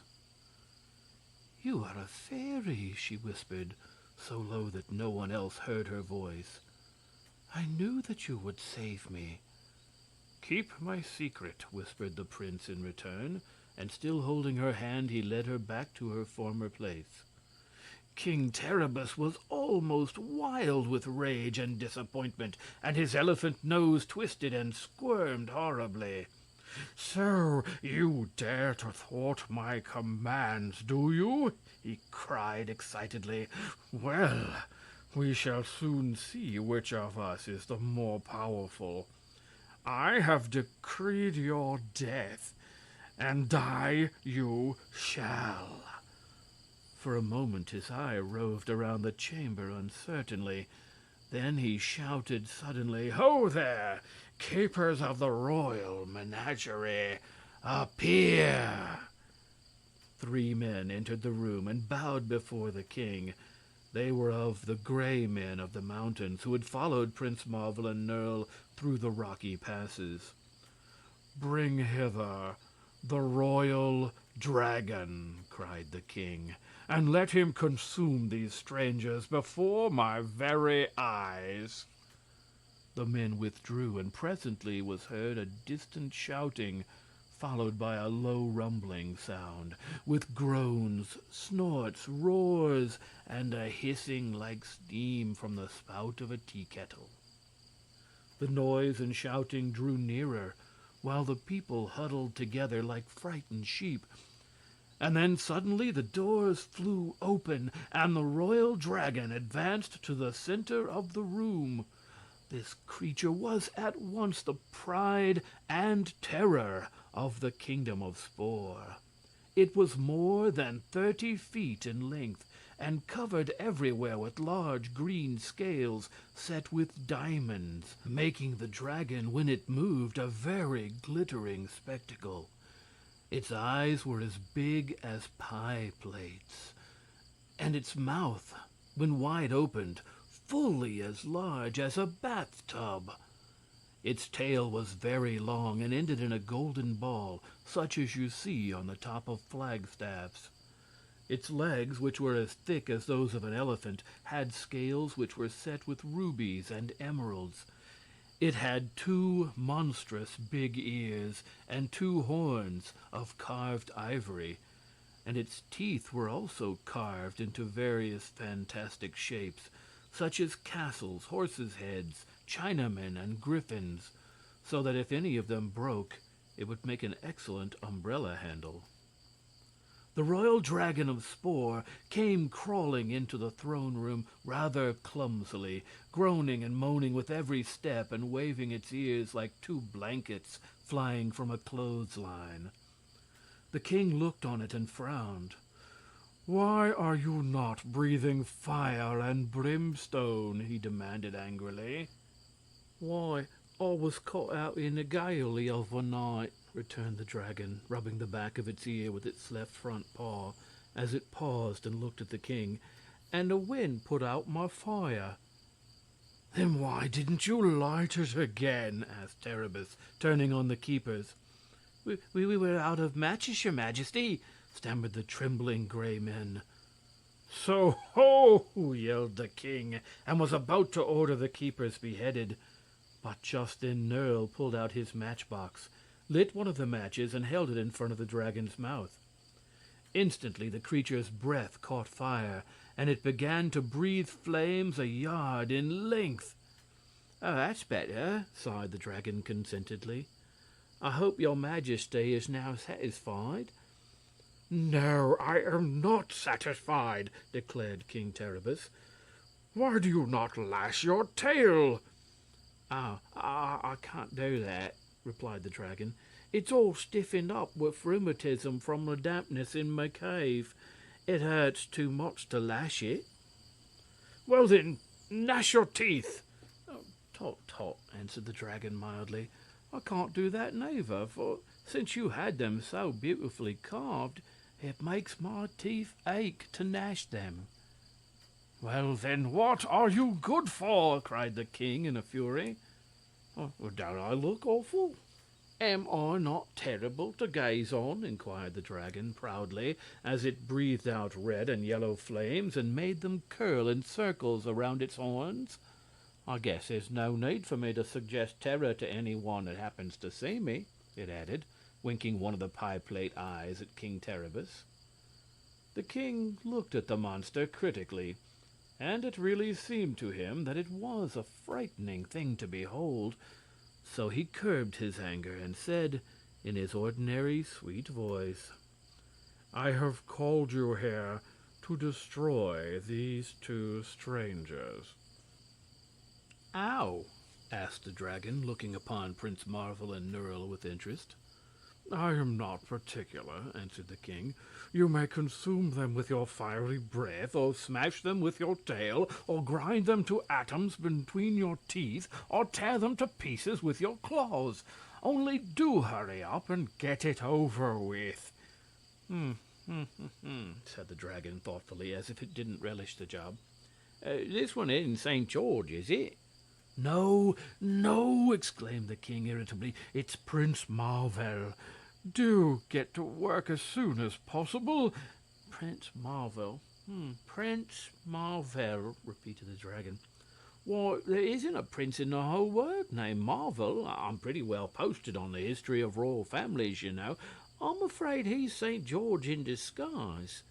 Isn't your name Prince Marvel? Inquired the king, turning to the boyish-looking stranger. It is, answered Marvel. Well, it's mighty strange. I've never heard of you, persisted the dragon. But tell me, please, how would you prefer to be killed? Oh, I'm not going to be killed at all, replied the prince, laughing. Did you hear that, Terribus? Asked the dragon, turning to the king. He says he isn't going to be killed. But I say he is, cried Terribus. I have decreed his death. But do you suppose I'm going to kill a man against his will? Inquired the dragon in a reproachful voice. And such a small man, too. Do you take me for a common assassin? Or a murderer? Do you intend to obey my orders? Roared the king. No, I don't, and that's flat, returned the dragon sharply. It's time for me to take my cough medicine, so if you've nothing more to say, I'll go back to my cave. Go! Go! Go! Shrieked the king, stamping his foot in passion. You've outlived your usefulness. You're a coward. You're a traitor. You're I'm a dragon and a gentleman, answered the monster proudly, as the king paused for lack of a word, and I believe I know what's proper for dragons to do and what isn't. I've learned wisdom from my father, who got into trouble with St. George, and if I fought with this person who calls himself Prince Marvel, I deserve to be a victim of your fool killer.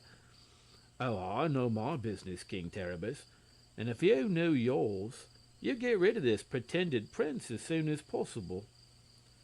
With this speech, he winked at Prince Marvel, turned soberly around, and crawled from the room. One of the keepers got too near, and the dragon's breath set fire to his robe, the flames being with difficulty extinguished, and the gold ball on the end of the dragon's tail struck a giant upon his shins and made him dance and howl in pain. But aside from these slight accidents, the monster managed to leave the throne room without undue confusion, and everyone, including the king, seemed glad to be rid of him. When the door had closed on the royal dragon, King Terribus turned again to Prince Marvel, while his crimson face glowed with embarrassment, and his front eye rolled with baffled rage as he thought how vain had been all his efforts to kill this impudent invader of his domains. But his powers were by no means exhausted. He was a mighty king, the mightiest of all in the Enchanted Island, he believed, and ways to destroy his enemies were numerous. "Send for 100 of my gray men," he suddenly cried, and a courtier ran at once to summon them. The gray men would obey his orders without question, he well knew. They were silent, stubborn, quick, and faithful to their king. Terribus had but to command, and his will would be obeyed. They entered the room so quietly that Nerle never knew they were there, until he turned and found the 100 gray ones standing close together in the center of the hall. Then Prince Marvel came to Nerle's side and whispered something in his ear.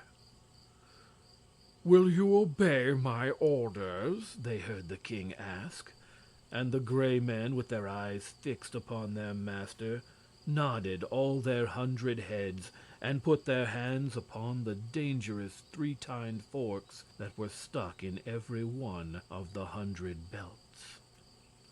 Prince Marvel handed one end of a coiled rope to Nerle, and then they both sprang forward and ran around the spot where the 100 gray men stood huddled together.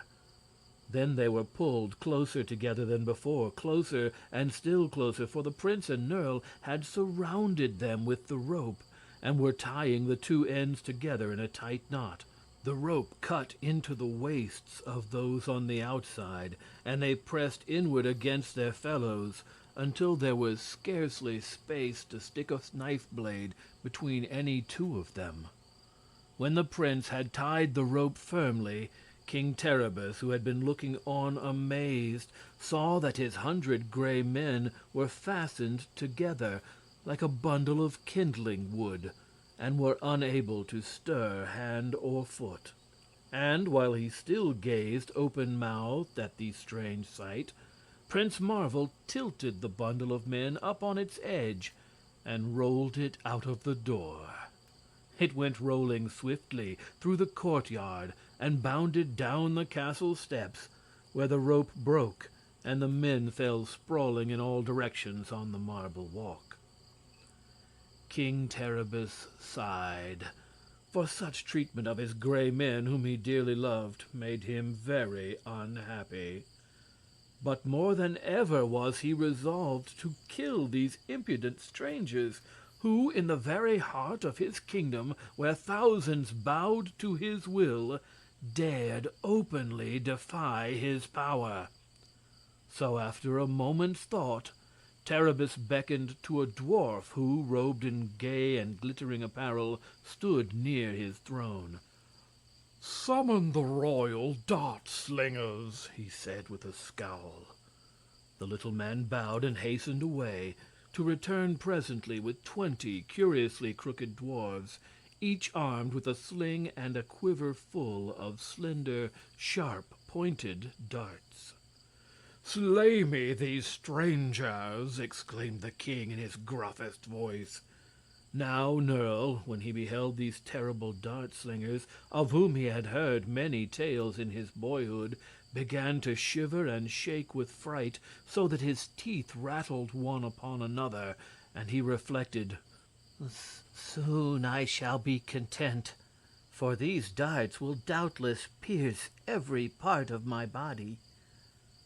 The dwarves formed a line at one side of the gloomy throne room, and Prince Marvel, who had been earnestly regarding them, caught Nerle by the arm and led him to the opposite wall. "Stand close behind me, and you will be safe," he whispered to his esquire. Then each dwarf fixed a dart in his sling, and at a word from their chief they all drew back their arms and launched a shower of the sharp missiles at the strangers. Swift and true they sped, each dart intended to pierce the body of the youthful knight who stood so calm before them. Prince Marvel had raised his right arm, and in his hand was a small leather sack, with a wide mouth. As the darts flew near him, a strange thing happened. They each and all swerved from their true course and fell rattling into the leathern sack, to the wonder of the royal slingers and the dismay of King Terribus himself. "Again!" cried the king, his usually mild voice hoarse with anger. So again the dwarfs cast their darts, and again the leathern sack caught them every one. Another flight followed, and yet another, till the magic sack was packed full of the darts, and not a dwarf had one remaining in his quiver. Amid the awed silence of the beholders of this feat, the merry laughter of Prince Marvel rang loud and clear, for the sight of the puzzled and terrified faces about him was very comical. Plucking a dart from the sack, he raised his arm and cried, "Now it is my turn. You shall have back your darts." "Hold!" shouted the king in great fear. "Do not, I beg you, slay my faithful servant." And with a wave of his hand he dismissed the dwarfs, who were glad to rush from the room and escape. Nerle wiped the tears from his eyes, for he was sorely disappointed at having again escaped all the pain and discomfort. But Prince Marvel seated himself quickly upon a stool and looked at the scowling face of King Terribus with real amusement. The monarch of Spore had never before been so foiled and scorned by any living creature. Defeated and humbled before his own people, he bowed his crimson head on his hands and sullenly regarded his foe with his top eye. Then it was that the idea came to him that no ordinary mortal could have thwarted him so easily, and he began to fear he was dealing, perhaps unawares, with some great magician or sorcerer. That a fairy should have assumed a mortal form he never once considered, for such a thing was until then unheard of in the Enchanted Island of Yew. But with the knowledge that he had met his master, whoever he might prove to be, and that further attempts upon the stranger's life might lead to his own undoing, King Terribus decided to adopt a new line of conduct, hoping to accomplish by stratagem what he could not do by force. To be sure, there remained his regiment of giants, the pride of his kingdom, but Terribus dreaded to meet with another defeat, and he was not at all sure, after what had happened, that the giants would succeed in conquering or destroying the strangers. After all, he thought, my only object in killing them was to prevent their carrying news of my monstrous appearance to the outside world. So, if I can but manage to keep them forever in my kingdom, it will answer my purpose equally well. As the result of this thought, he presently raised his head and spoke to Prince Marvel in a quiet and even cheerful voice. "Enough of these rude and boisterous games," said he, with a smile that showed his white teeth in a repulsive manner. "They may have seemed to my people an ill welcome to my good friend, Prince Marvel, yet they were only designed to show the powers of the mighty magician who has become my guest. Oh, nay, do not deny it, Prince. From the first I guessed your secret, and to prove myself right, I called my servants to oppose you, being sure they could not do you an injury. But no more of such fooling, and pray forgive my merry game at your expense. Henceforth we shall be friends, and you are heartily welcome to the best my kingdom affords." With this speech, Terribus stepped down from his throne and approached Prince Marvel with outstretched hand. The prince was not at all deceived, but he was pleased to see how cunningly the king excused his attempts to kill him. So he laughed and touched the hand Terribus extended, for this fairy prince seemed to have no anger against any mortal who ventured to oppose him. The strangers were now conducted with every mark of respect to a beautiful suite of apartments in the castle, wherein were soft beds with velvet spreads, marble baths with perfumed waters, and a variety of silken and brocaded costumes from which they might select a change of raiment.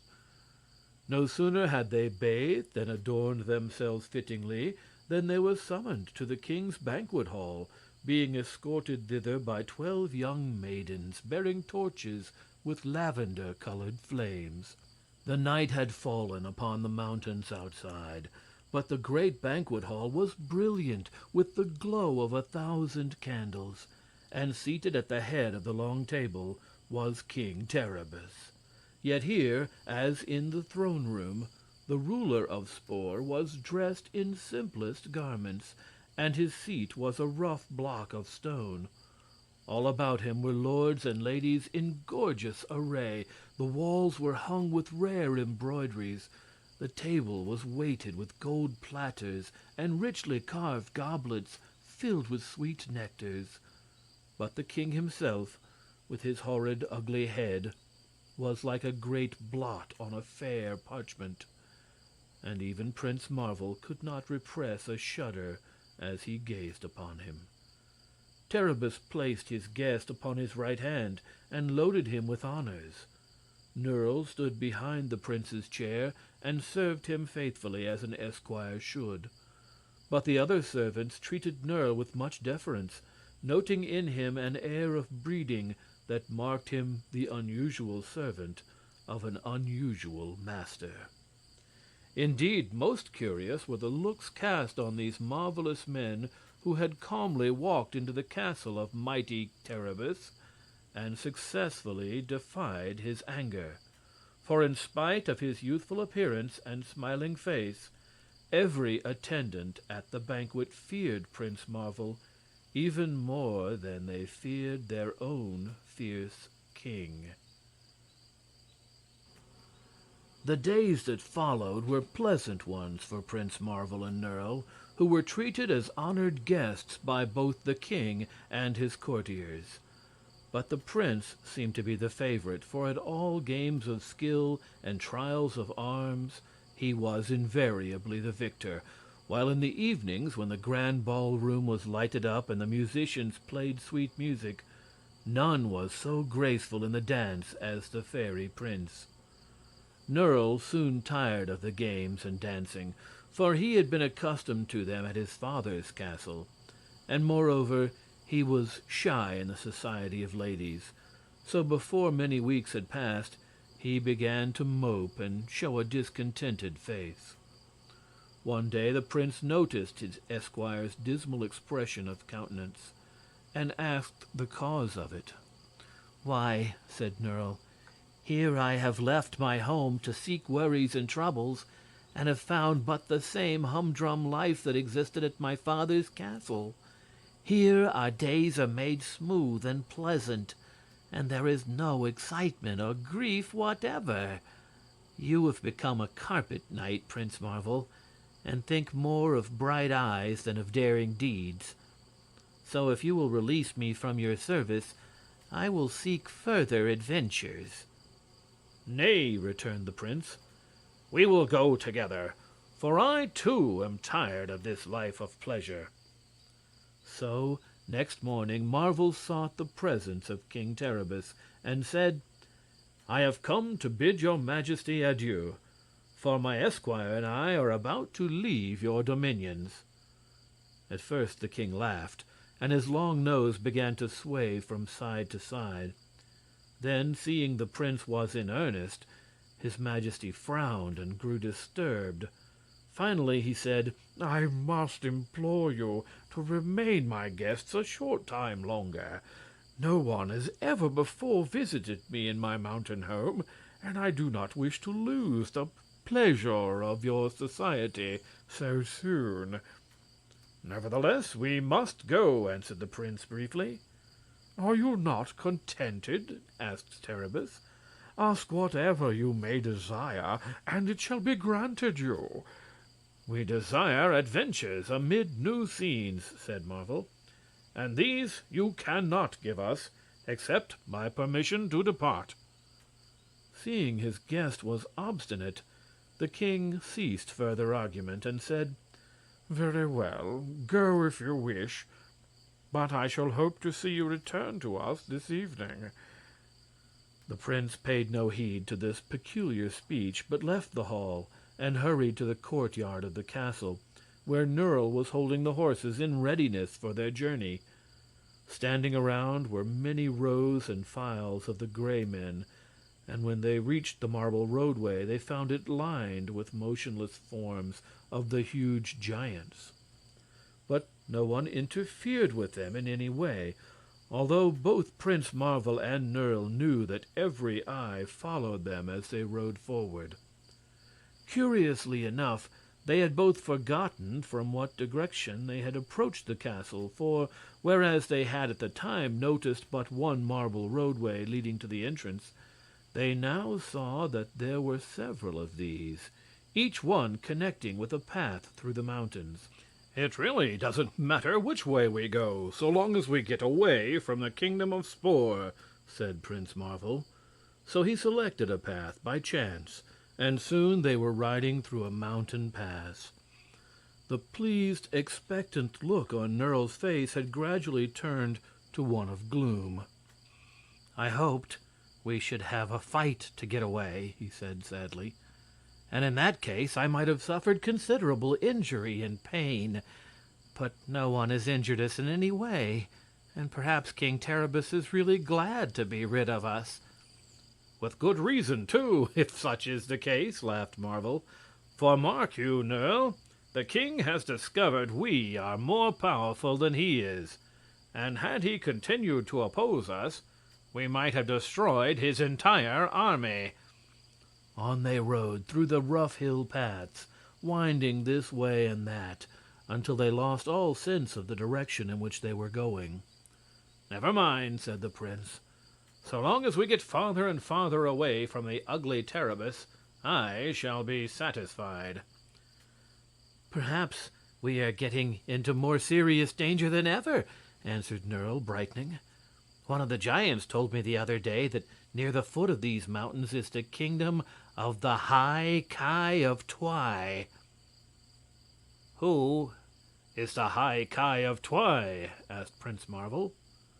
"No one knows," answered Nerle. "And what is the kingdom of Twi like?" "No one knows that," answered Nerle. "Then," returned the prince with a smile, "if by chance we visit the place, we shall know more than anyone else." At noon they ate luncheon by the wayside, Nerle having filled his pouch by stealth at the breakfast table. There were great fragments of rock lying all about them, and the sun beat down so fiercely that the heat reflected from the rocks was hard to bear. So the travelers did not linger over their meal, but remounted and rode away as soon as possible. When the sun began to get lower in the sky, the rocks beside the path threw the riders into shadow, so that their journey became more pleasant. They rode along, paying little attention to the way, but talking and laughing merrily together until it began to grow dark. "Does this path never end?" asked Prince Marvel suddenly. "We ought to reach some place where men dwell before long, else we shall be obliged to spend the night among these rocks." "And then, perhaps, the wolves will attack us," said Nerle cheerfully, "and tear us into pieces with their sharp teeth and claws." But even as he spoke, they rode around a turn in the path and saw a sight that made them pause in astonishment, for just before them rose the castle of King Terribus, and along both sides of the marble walk leading up to it were ranged the lines of giants, exactly as they had stood in the morning. Nerle turned around in his saddle. Sure enough, there were the Gray Men in the rear, stepping from behind every boulder and completely filling the rocky pathway. "Well, what shall we do?" asked the esquire. "Fight?" "No, indeed," returned Prince Marvel, laughing at his friend's eager face. "It appears the path we chose winds around in a circle, and so has brought us back to our starting point. So we must make the best of a bad blunder and spend another night with our ugly friend, King Terribus." They rode forward through the rows of giants to the castle, where the ever-courteous servants took their horses and escorted them to their former handsome apartments with every mark of respect. No one seemed in the least surprised at their speedy return, and this fact at first puzzled Nerle, and then made him suspicious. After bathing and dusting their clothing, they descended to the banquet hall, where King Terribus sat upon his gray stone throne and welcomed them with quiet courtesy. The sight of the king's crimson skin and deformed face sent a thrill of repugnance through Prince Marvel, and under the impulse of a sudden thought he extended his hand towards Terribus and whispered a magic word which was unheard by any around him. Nerle did not notice the prince's swift gesture, nor the whispered word, but he was staring straight at Terribus at the time, and he saw with surprise the eye on the top of the king's head move down toward his forehead, and the eye in the center of his forehead slide slightly toward the left, and the elephant-like nose shrink and shorten at the same time. Also, it seemed to him that the king's skin was not so crimson in color as before, and that a thin growth of hair had covered his head.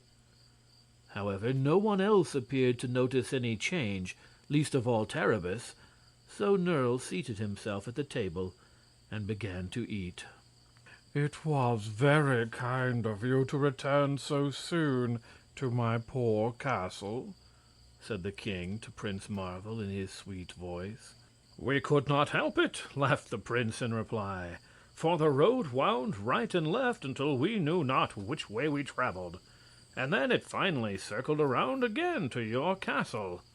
But tomorrow we shall seek a new path and bid you farewell forever." "Still," remarked the king gravely, "should you again miss your way, I shall be glad to welcome your return." The prince bowed politely by way of reply, and turned to address the little maiden he had once saved from death by poison. And so, in feasting and dancing and laughter, the evening passed pleasantly enough to the prince, and it was late when he called Nerle to attend him to their apartment. The following morning, Marvel and Nerle once more set out to leave the kingdom of Spore and its ugly king. They selected another pathway leading from the castle and traveled all day, coming at nightfall into view of the place whence they had started, with its solemn rows of giants and gray men standing ready to receive them. This repetition of their former experience somewhat annoyed the prince, while Nerle's usually despondent face wore a smile. "I see trouble ahead," murmured the esquire, almost cheerfully. "Since the king cannot conquer us by force, he intends to do it by sorcery." Marvel did not reply, but greeted the king quietly, while Terribus welcomed their return as calmly as if he well knew they could not escape him. That evening the prince made another pass toward the king with his hand, and muttered again the magic word. Nerle was watching, and saw the upper eye of Terribus glide still farther down his forehead, and the other eye move again toward the left. The swaying nose shrank to a few inches in length, and the skin that had once been so brilliantly crimson turned to a dull red color. This time the courtiers and ladies in waiting also noticed the change in the king's features, but were afraid to speak of it, as any reference to their monarch's personal appearance was by law punishable by death. Terribus saw the startled looks directed upon him and raised his hand to feel of his nose and eyes. But thinking that if any change in his appearance had taken place, he must be uglier than before, he only frowned and turned away his head.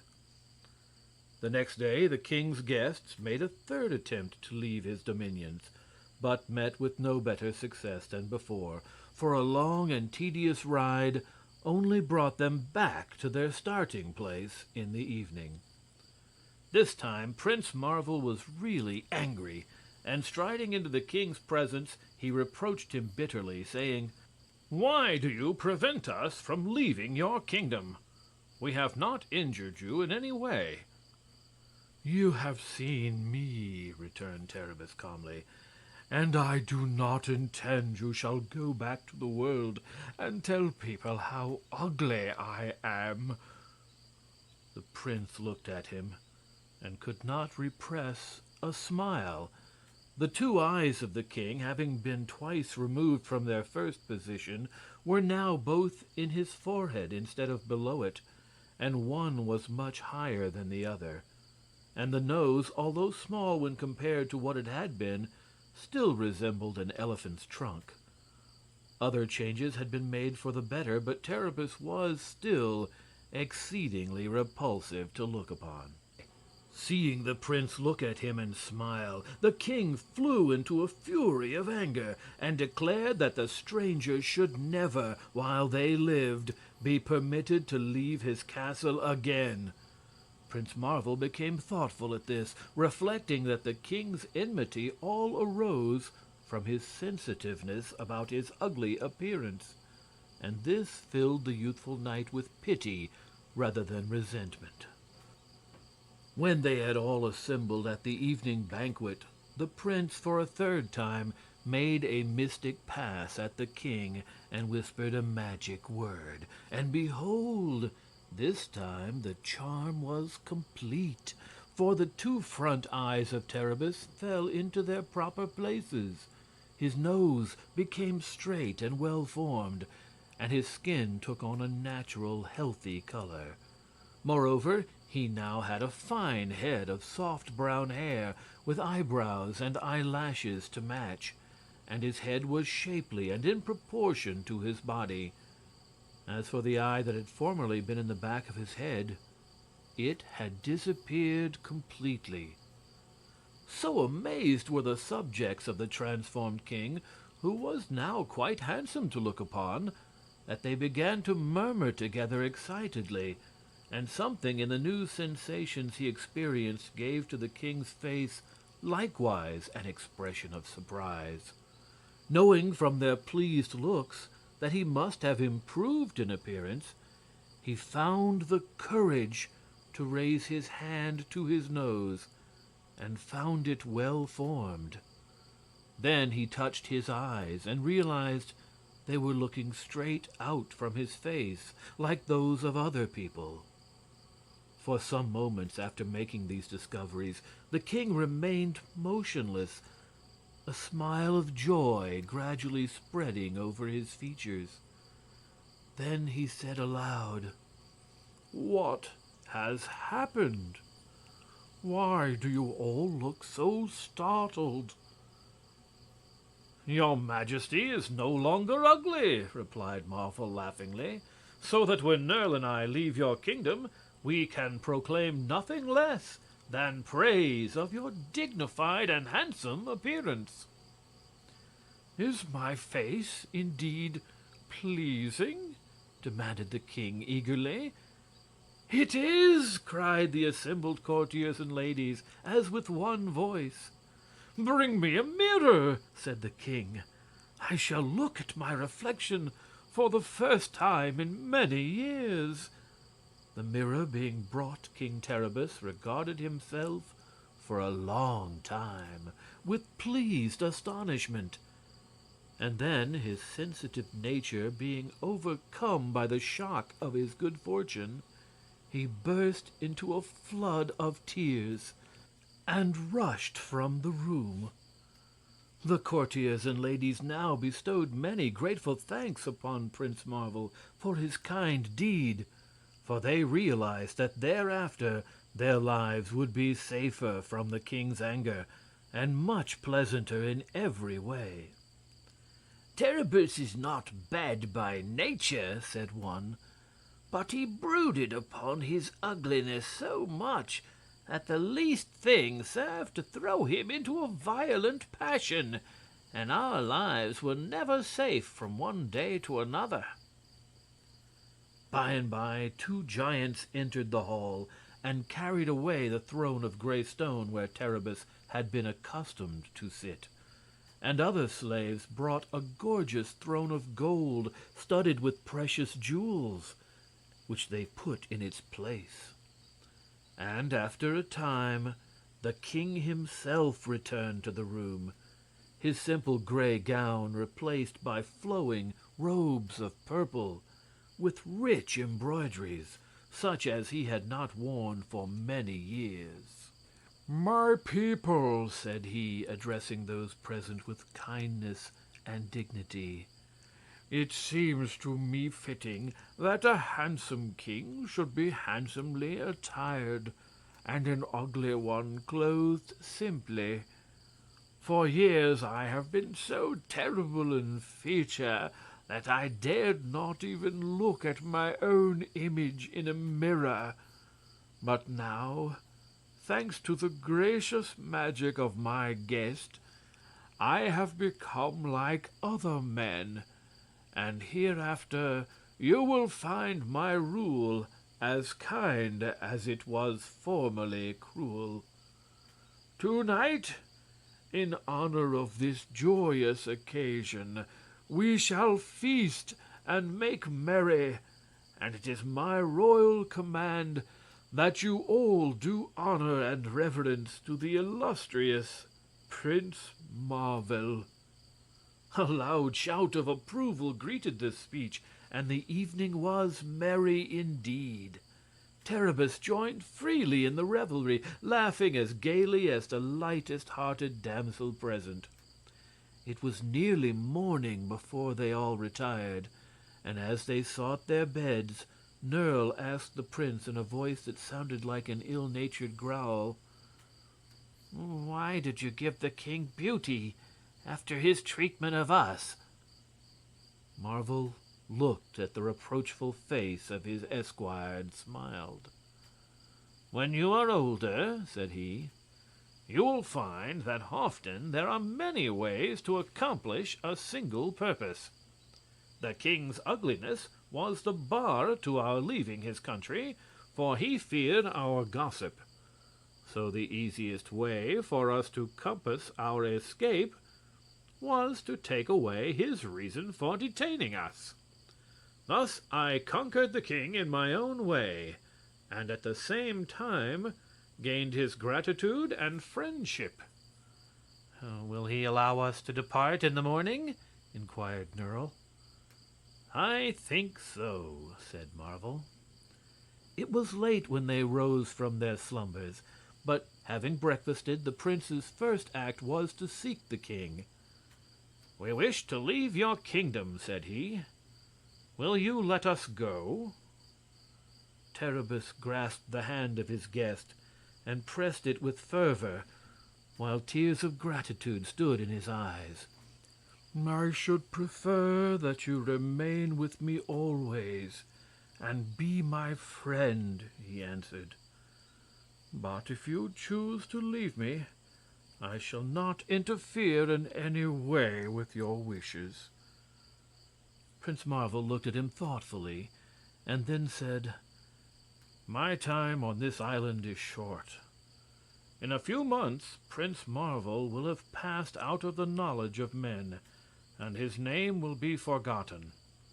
Before then I hope to visit the kingdoms of Donna and Ariel and Plenta, so I must not delay, but beg you will permit me to depart at once." "Very well," answered Terribus. "Come with me, and I shall show you the way." He led the prince and Nerle to a high wall of rock, and placing his hand upon its rough surface, touched a hidden spring. Instantly, an immense block of stone began to swing backward, disclosing a passage large enough for a man on horseback to ride through. "This is the one road that leads out of my kingdom," said Terribus. "The others all begin and end at the castle, so that unless you know the secret of this passage, you could never escape from Spore." "But where does this road lead?" asked Marvel. "To the kingdom of Auriel, which you desire to visit. It is not a straight road, for it winds around the land of Twy, so it will carry you a little out of your way." "What is the land of Twy?" inquired the prince. "A small country, hidden from the view of all travelers," said Terribus. "No one has ever yet found a way to enter the land of Twy. Yet there is a rumor that it is ruled by a mighty personage called the High Ki." "And does the rumor state what the High Ki of Twy is like?" "No, indeed," returned the king, smiling. "So it will do you no good to be curious. And now, farewell, and may good luck attend you. Yet bear in mind the fact that King Terribus of Spore owes you a mighty debt of gratitude, and if you ever need my services, you have but to call on me, and I shall gladly come to your assistance." "I thank you," said Marvel, "but there is small chance of my needing help. Farewell, and may your future life be pleasant and happy." With this he sprang to the saddle of his prancing charger, and, followed by Nerle, rode slowly through the stone arch. The courtiers and ladies had flocked from the palace to witness their departure, and the giants and dwarves and gray men were drawn up in long lines to speed the king's guests. So it was a brilliant sight that Marvel and Nerle looked back on. But once they were clear of the arch, the great stone rolled back into its place, shutting them out completely from the kingdom of Spore, with its turreted castle and transformed king. Knowing that at last they were free to roam according to their desire, the travelers rode gaily along the paths, taking but scant heed of their way. "Our faces are set toward new adventures," remarked the prince. "Let us hope they will prove more pleasant than the last." "To be sure," responded Nerle. "Let us hope, at any rate, that we shall suffer more privations and encounter more trouble than we did in that mountainous kingdom of Spore." Then he added, "For one reason, I regret you are my master." "What is that reason?" asked the prince, turning to smile upon his esquire. "You have a way of overcoming all difficulties without any trouble whatsoever, and that deprives me of any chance of coming to harm while in your company." "Cheer up, my boy," cried Marvel. "Did I not say there are new adventures before us? We may not come through them so easily as we came through the others." "That is true," replied Nerle. "It is always best to hope." And then he inquired, "Why do you stop here in the middle of the path?" "Because the path has ended rather suddenly," answered Marvel. "Here is a thick hedge of prickly briars barring our way." Nerle looked over his master's shoulder and saw that a great hedge, high and exceedingly thick, cut off all prospect of their advancing. "This is pleasant," said he, "but I might try to force our way through the hedge. The briars would probably prick me severely, and that would be delightful." "Try it," the prince returned, with twinkling eyes. Nerle sprang from his horse to obey, but at the first contact with the briars he uttered a howl of pain and held up his hands, which were bleeding in a dozen places from the wounds of the thorns. "Ah, that will content you for a time, I trust," said Marvel. "Now follow me, and we will ride along beside the hedge until we find an opening. For either it will come to an end, or there will prove to be a way through it to the other side." So they rode alongside the hedge for hour after hour, yet it did not end, nor could they espy any way to get through the thickly matted briars. By and by night fell, and they tethered their horses to some shrubs where there were a few scanty blades of grass for them to crop, and then laid themselves down upon the ground with bare rocks for pillows, where they managed to sleep soundly until morning. They had brought a supply of food in their pouches, and on this they breakfasted, afterward continuing their journey beside the hedge. At noon Prince Marvel uttered an exclamation of surprise and stopped his horse. "What is it?" asked Nerle. "I have found the handkerchief with which you wiped the blood from your hands yesterday morning, and then carelessly dropped," replied the prince. "This proves that we have made a complete circle around this hedge without finding a way to pass through it." "In that case," said Nerle, "we had better leave the hedge and go in another direction." "Not so," declared Marvel. "The hedge encloses some unknown country, and I am curious to find out what it is." "But there is no opening," remonstrated Nerle. "Then we must make one. Wouldn't you like to enjoy a little more pain?" "Thank you," answered Nerle, "but my hands are still smarting very comfortably from the pricks of yesterday." "Therefore I must make the attempt myself," said the prince, and drawing his sword he whispered a queer word to it, and straightway began slashing at the hedge. The brambles fell fast before his blade, and when he had cut a big heap of branches from the hedge, Nerle dragged them to one side, and the prince began again. It was marvelous how thick the hedge proved. Only a magic sword could have done this work and remained sharp, and only a fairy arm could have proved strong enough to hew through the tough wood. But the magic sword and fairy arm were at work, and naught could resist them. After a time the last branches were severed and dragged from the path, and then the travelers rode their horses through the gap into the unknown country beyond.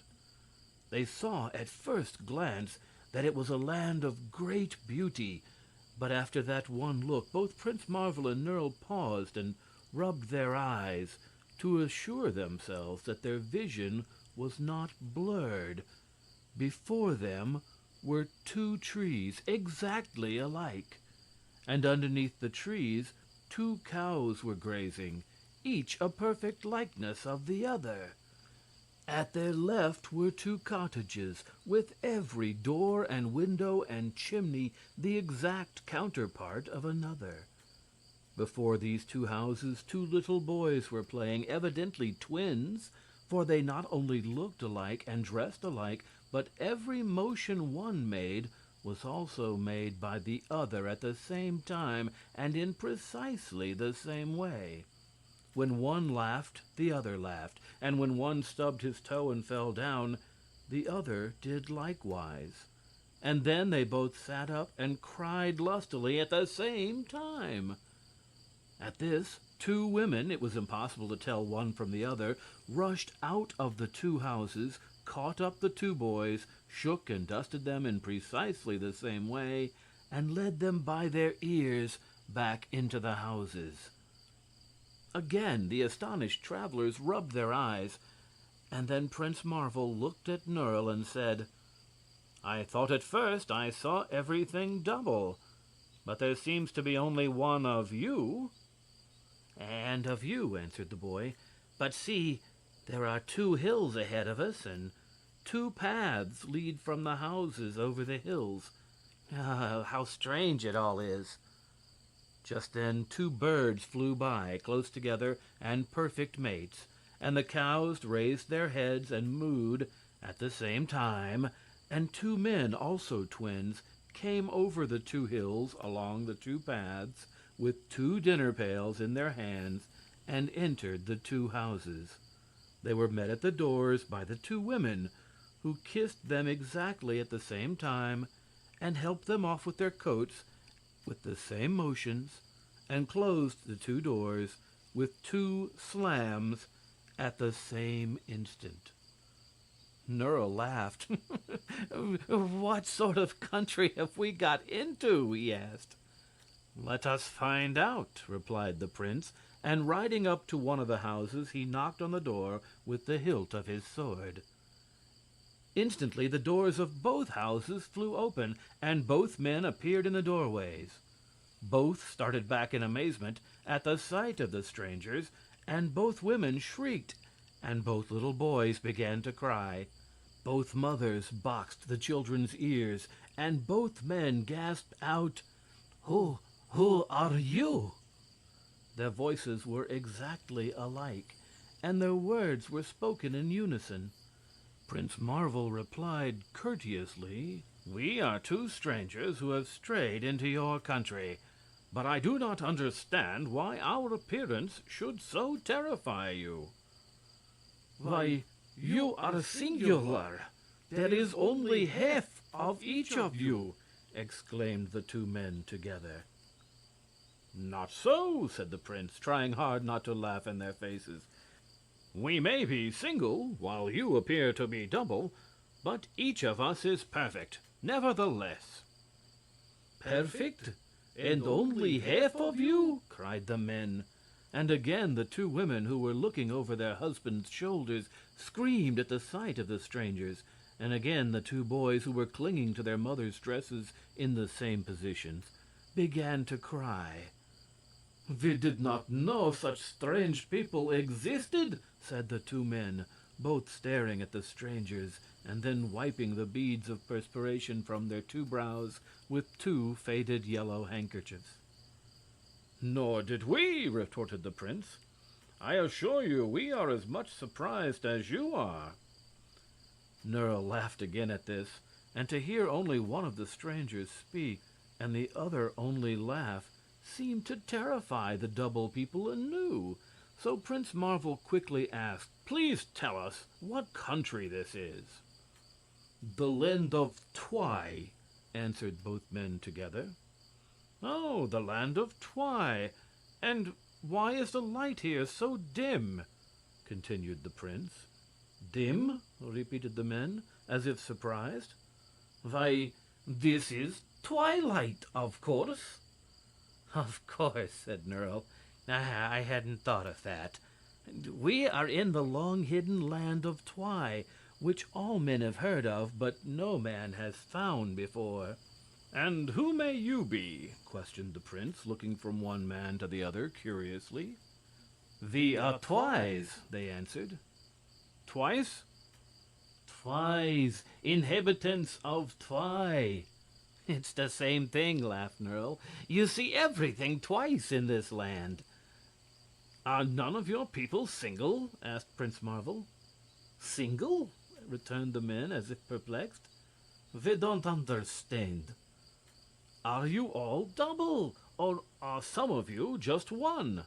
said the prince, who found it difficult to put his question plainly. "What does one mean?" asked the men. "There is no such word as one in our language." "They have no need of such a word," declared Nerle. "We are only poor laborers," explained the men. "But over the hills lie the cities of Twy, where the Ki and the Ki dwell, and also the High Ki." "Ah," said Marvel, "I've heard of your High Ki. Who is he?" The men shook their heads, together and with the same motion. "We have never seen this glorious High Ki," they answered. "The sight of their faces is forbidden. None but the Ki and the Ki has seen the supreme rulers, and high Ki. I'm getting mixed, said Nerle. All this about the Ki and the Ki and the high Ki makes me dizzy. Let's go on to the city and explore it. That is a good suggestion, replied the prince. Goodbye, my friends, he added, addressing the men. They both bowed, and although they still seemed somewhat frightened, they answered him civilly, and in the same words, and closed their doors at the same time. So Prince Marvel and Nerle rode up the double path to the hills, and the two cows became frightened and ran away with the same swinging step, keeping an exact space apart. And when they were a safe distance, they both stopped, looked over their right shoulders, and mooed at the same instant.